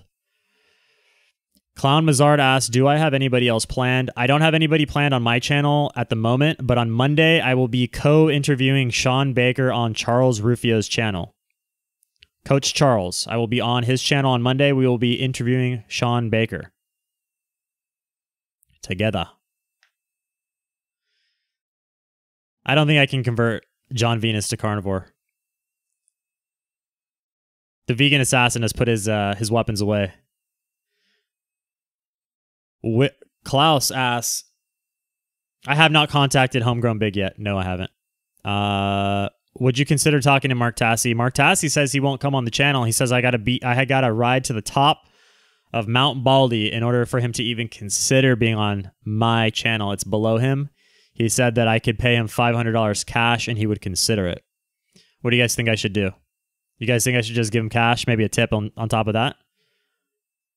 Throw Mark Tassi $1,000 to get him on the channel? Worth it, right?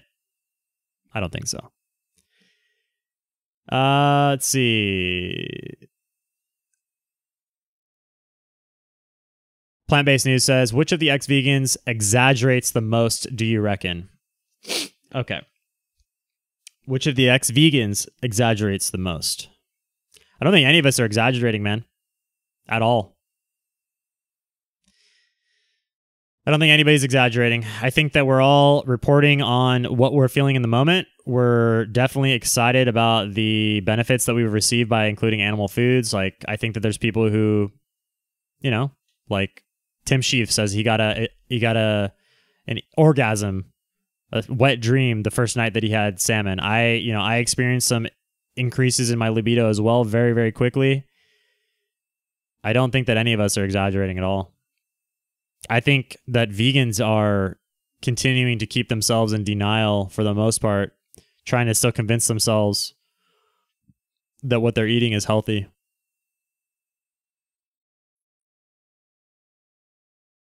No, I wouldn't ghost Nico Cotto. Hell no. Mark Tassi is a nut job. Mark Tassi will never be relevant. Come on, guys.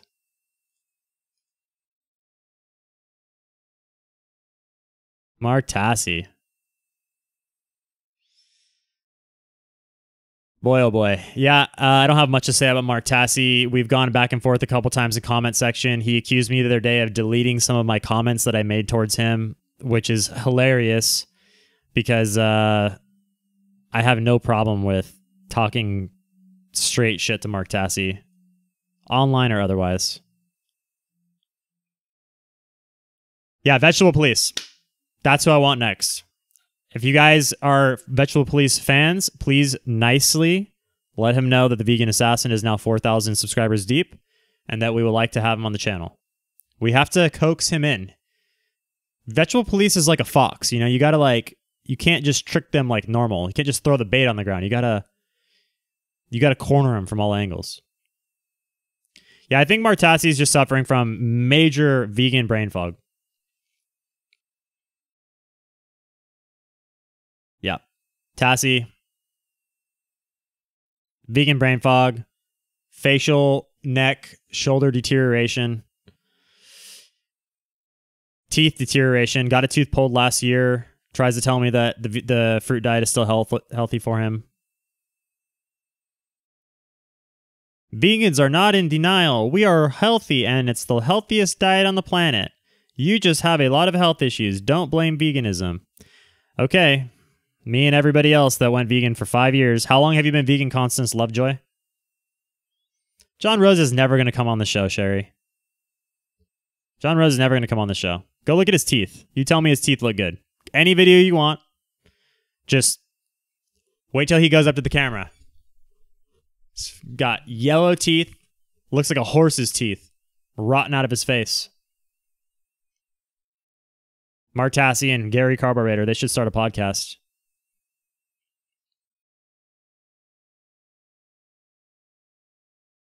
You've been vegan most of your life.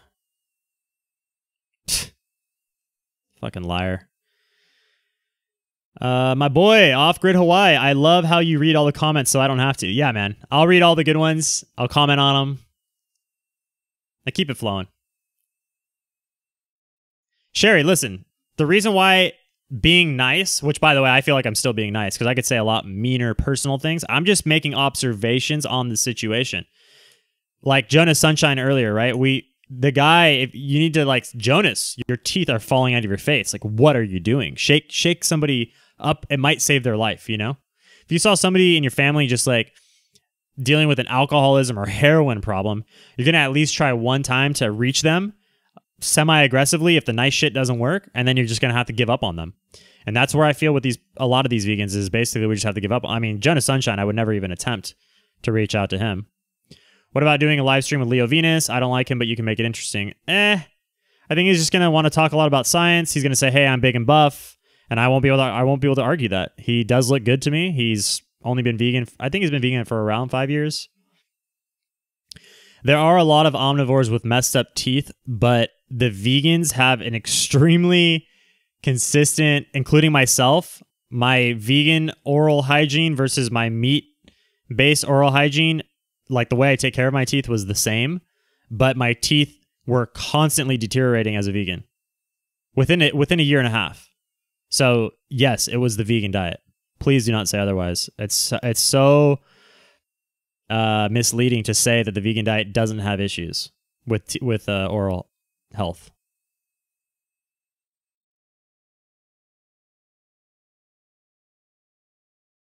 Christoph Smith says, Mark is right about the comments on his videos. I saw them and they are not there anymore. You deleted them. No, I didn't. I didn't delete them. I would never delete comments on Mark Tassi's page. For what?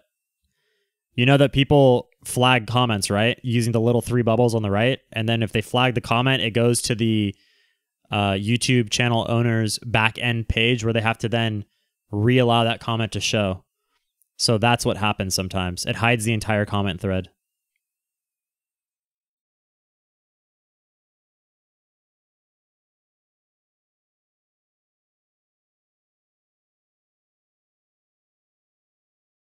Banana Blondie on the show. Did she quit veganism? I don't think she did. She's probably trolling. She's made a bunch of videos recently about quitting. That'd be hilarious if she really quit.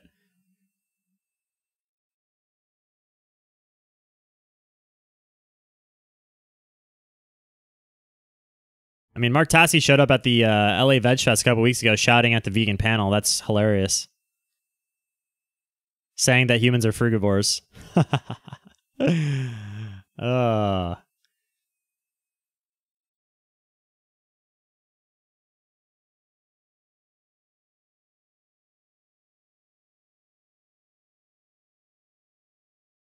You need to know how to practice correct dental hygiene as a vegan. That's why you failed. Okay, you're actually getting banned for life. I do not need to practice oral hygiene more correctly. I followed Don Bennett's exact advice. Brush your teeth at a 45-degree angle. Wash your mouth out with water after you eat food. All the other shit, I flossed daily. So...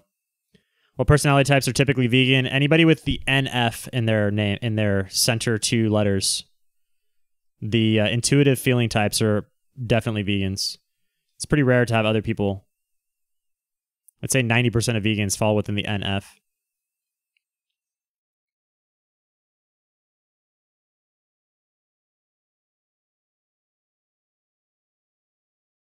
All right, Multi-Young got banned too. What's up? Don't tell me not to ban. I will ban you. See ya. No sweat off my back at all. Ash Suduth. Oh, the mommy of the twins. Welcome to the channel. You might learn a thing or two.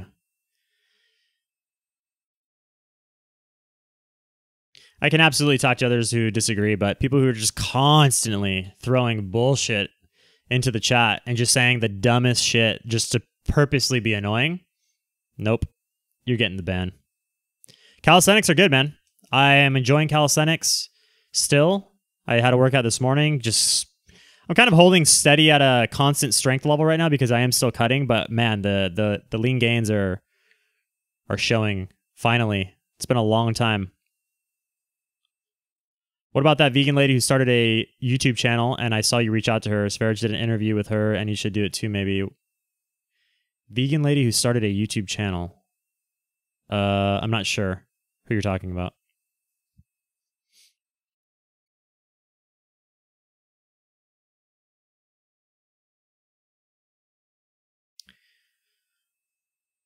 Yeah, Really Organic has made several videos disagreeing with certain things I said. I even took part in her comment section. Oh, Brighton Fuller. I love Brighton Fuller. Yeah, I would have her on my channel for sure.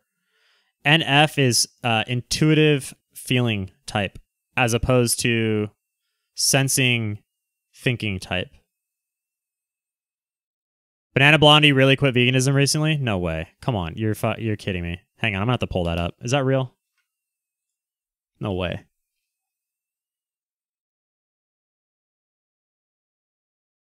Vita Soberman says, I'm born and raised on the Big Island. I've been so many long-term vegans come, or I've seen so many long-term vegans come and go. Most of them are either unhealthy, have mental illness, or dead unless they become ex-vegans. What do you think about fitness versus health? I mean, the technical definition of fitness is sustainability for a given purpose. I think that you should at least be able to be relatively fit with whatever diet you're doing. You should always be able to progress. Wherever that takes you is where it will take you. Now, Really Organic, Ash Saduth is this tattooed up mother, single mother, with these gorgeous twins that are like both 10 years old. They're like models, basically. Apparently, they've been vegan since birth, which we'll see how they end up developing as life goes on. But yeah, she definitely harassed me in my in some of my photo comments as well as in the DMs. I tried to have like a normal conversation with her, but she was definitely like trying to claw at me, and basically I just, yeah, that was it. She said that I felt upset that she didn't answer my last DMs, and I think she thinks she's hot stuff or something like that. But honestly, you know, no, not my type. Yeah, Brighton Fuller is dope. She's super cool. She said that she's going to be doing a picture every single day for 365 days. So she's going to take pictures and she's going to do a transformation from vegan to health-focused omnivore. We should see her body and her face and her neck and everything just fill out beautifully. I can't wait. It's going to be great.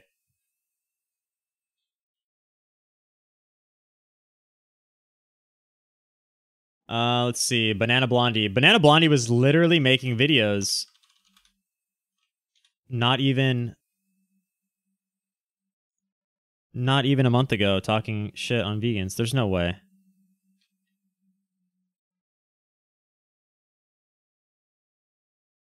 This is... You got duped. She's still vegan.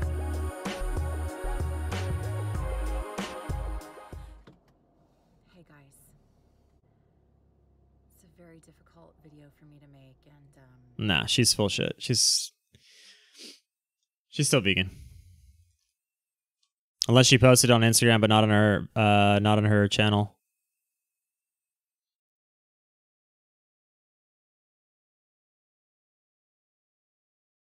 Do you think being vegan since birth makes it easier to stay vegan? I know a vegan woman who has a very healthy vegan kid since birth. They're still very young and things may change. So I've thought about this. I think that being vegan since birth really helps you out from the digestive aspect. I think that you can digest plant foods better as a vegan since birth than somebody who goes vegan later in life. But of course, there's still some vegans who have good digestion, so I think it has a lot to do with like your microbiome and stuff like that. But if you get them started young enough, I think that they do have a better shot at remaining vegan long term and doing better on the diet. But I don't think that they'll ever be optimally healthy. You know what I mean? Like they might appear to be reasonably healthy, but are they as healthy as they could be? I don't think that's the case. We've talked about Nina and Randa on the channel. Again, 2 twins. They had very late development, 18, 19 years old before they got their first period. A lot of people have pointed out that they have like the very straight hips. A lot of womanly features have not really developed on their bodies. Things like that. But who knows? Ash Saduth says, my daughters never get sick and only go once a year to the doctor for physicals. Vegan 10 fucking years. Cool. I'm glad it's working out for them. I'm glad it's working out for you. Congratulations. There's no need to be angry. But at the same token, I know a lot of vegans who didn't do well, myself included. And I think from the core, you are more of like an animal rights, ethical aspect type person. So I think that's clouding your health judgment. And to say that they are as healthy as they could be is saying a whole other thing. Would you consider talking to Life Regenerator? I would love to talk to Life Regenerator.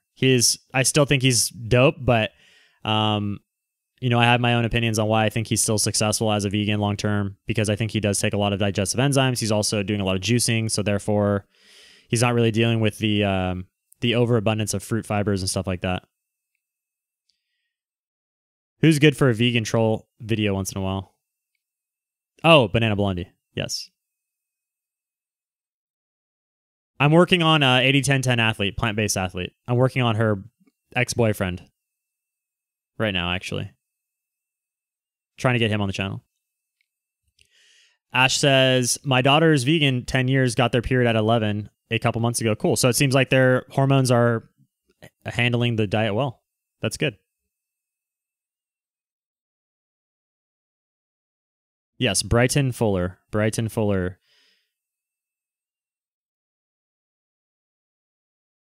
Logan Blake. He's always searching for somebody to have a debate or discussion with. He did a debate with Carnivore 4 days ago. I'm not really interested in like ethical debates or even debates at this point. I mean, we're moving beyond that. I mean, we have active science experiments going on with people who are willing to move this whole debate forward. I think that the debates on science and the current stuff that's in the mainstream literature is completely like, that's last year, man. We need to move forward. We need to create our own testing and reviews and share it. Really Organic says, I love Dan the Man, but he is arrogant, and I think he is kind of in La La Land, but I still listen to his vids. He's just an inspirational guy. Imagine him on Animal Foods. Ash says her daughters ate chicken, eggs, and drank cow's milk until they were 2, breastfed almost 2 years. They were swollen and got sick a lot until we started feeding them mostly fruit and veggies. So I would be interested to see how they would react now, but it sounds like they had a good start to their life, which is good. So maybe that did affect them long term. Who knows? I wouldn't want to risk it with kids. Carnivore diets cannot exist without veganism, just like the dark cannot exist without light. Polar opposites. Neither is light or dark. It's just nature. There's no ethical or mean, sad, angry thing about it. Oh, Thunderbait personal trainer. I saw him. Yes, I saw him on the interview with Carnivore. I don't want to talk to that guy. Seems real annoying and clueless.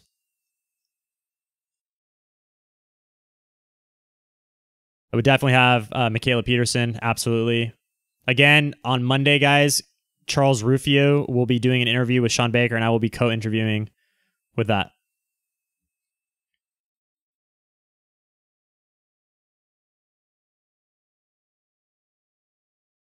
Dr. Saladino, man, that guy's cool. He's like drinking blood and liver and all kinds of stuff. I think he's very experimental, and I totally appreciate that, but I'm not. I'm more of a mainstream, vanilla type of carnivore. All right, guys, we're going to wrap the stream here. We've busted out a clean 3 hours and 33 minutes. I thank you all for joining on this Saturday, and we had an awesome interview today with Megan, of course. I hope anybody who's catching on now goes back and watches it. Let YouTube process this long-ass interview. It's going to take a while, probably 2 full hours before you guys are going to be able to see the full thing. Again, I do appreciate all the super chats and everybody who's shown up. If you haven't already subscribed, make sure you do so now. We have the ongoing 30-day carnivore to vegan experiment going on right now. And I can't go for 5 hours. I'm starving. I'm really hungry right now. It's 3 p.m. I haven't eaten anything all day, and I worked out today. I need to eat. I'm surprised my brain is even still functioning. I'm sorry. I have to. Anyway, again, I'm going to finish up the intro. And again, thank you. See you guys. Have a good day.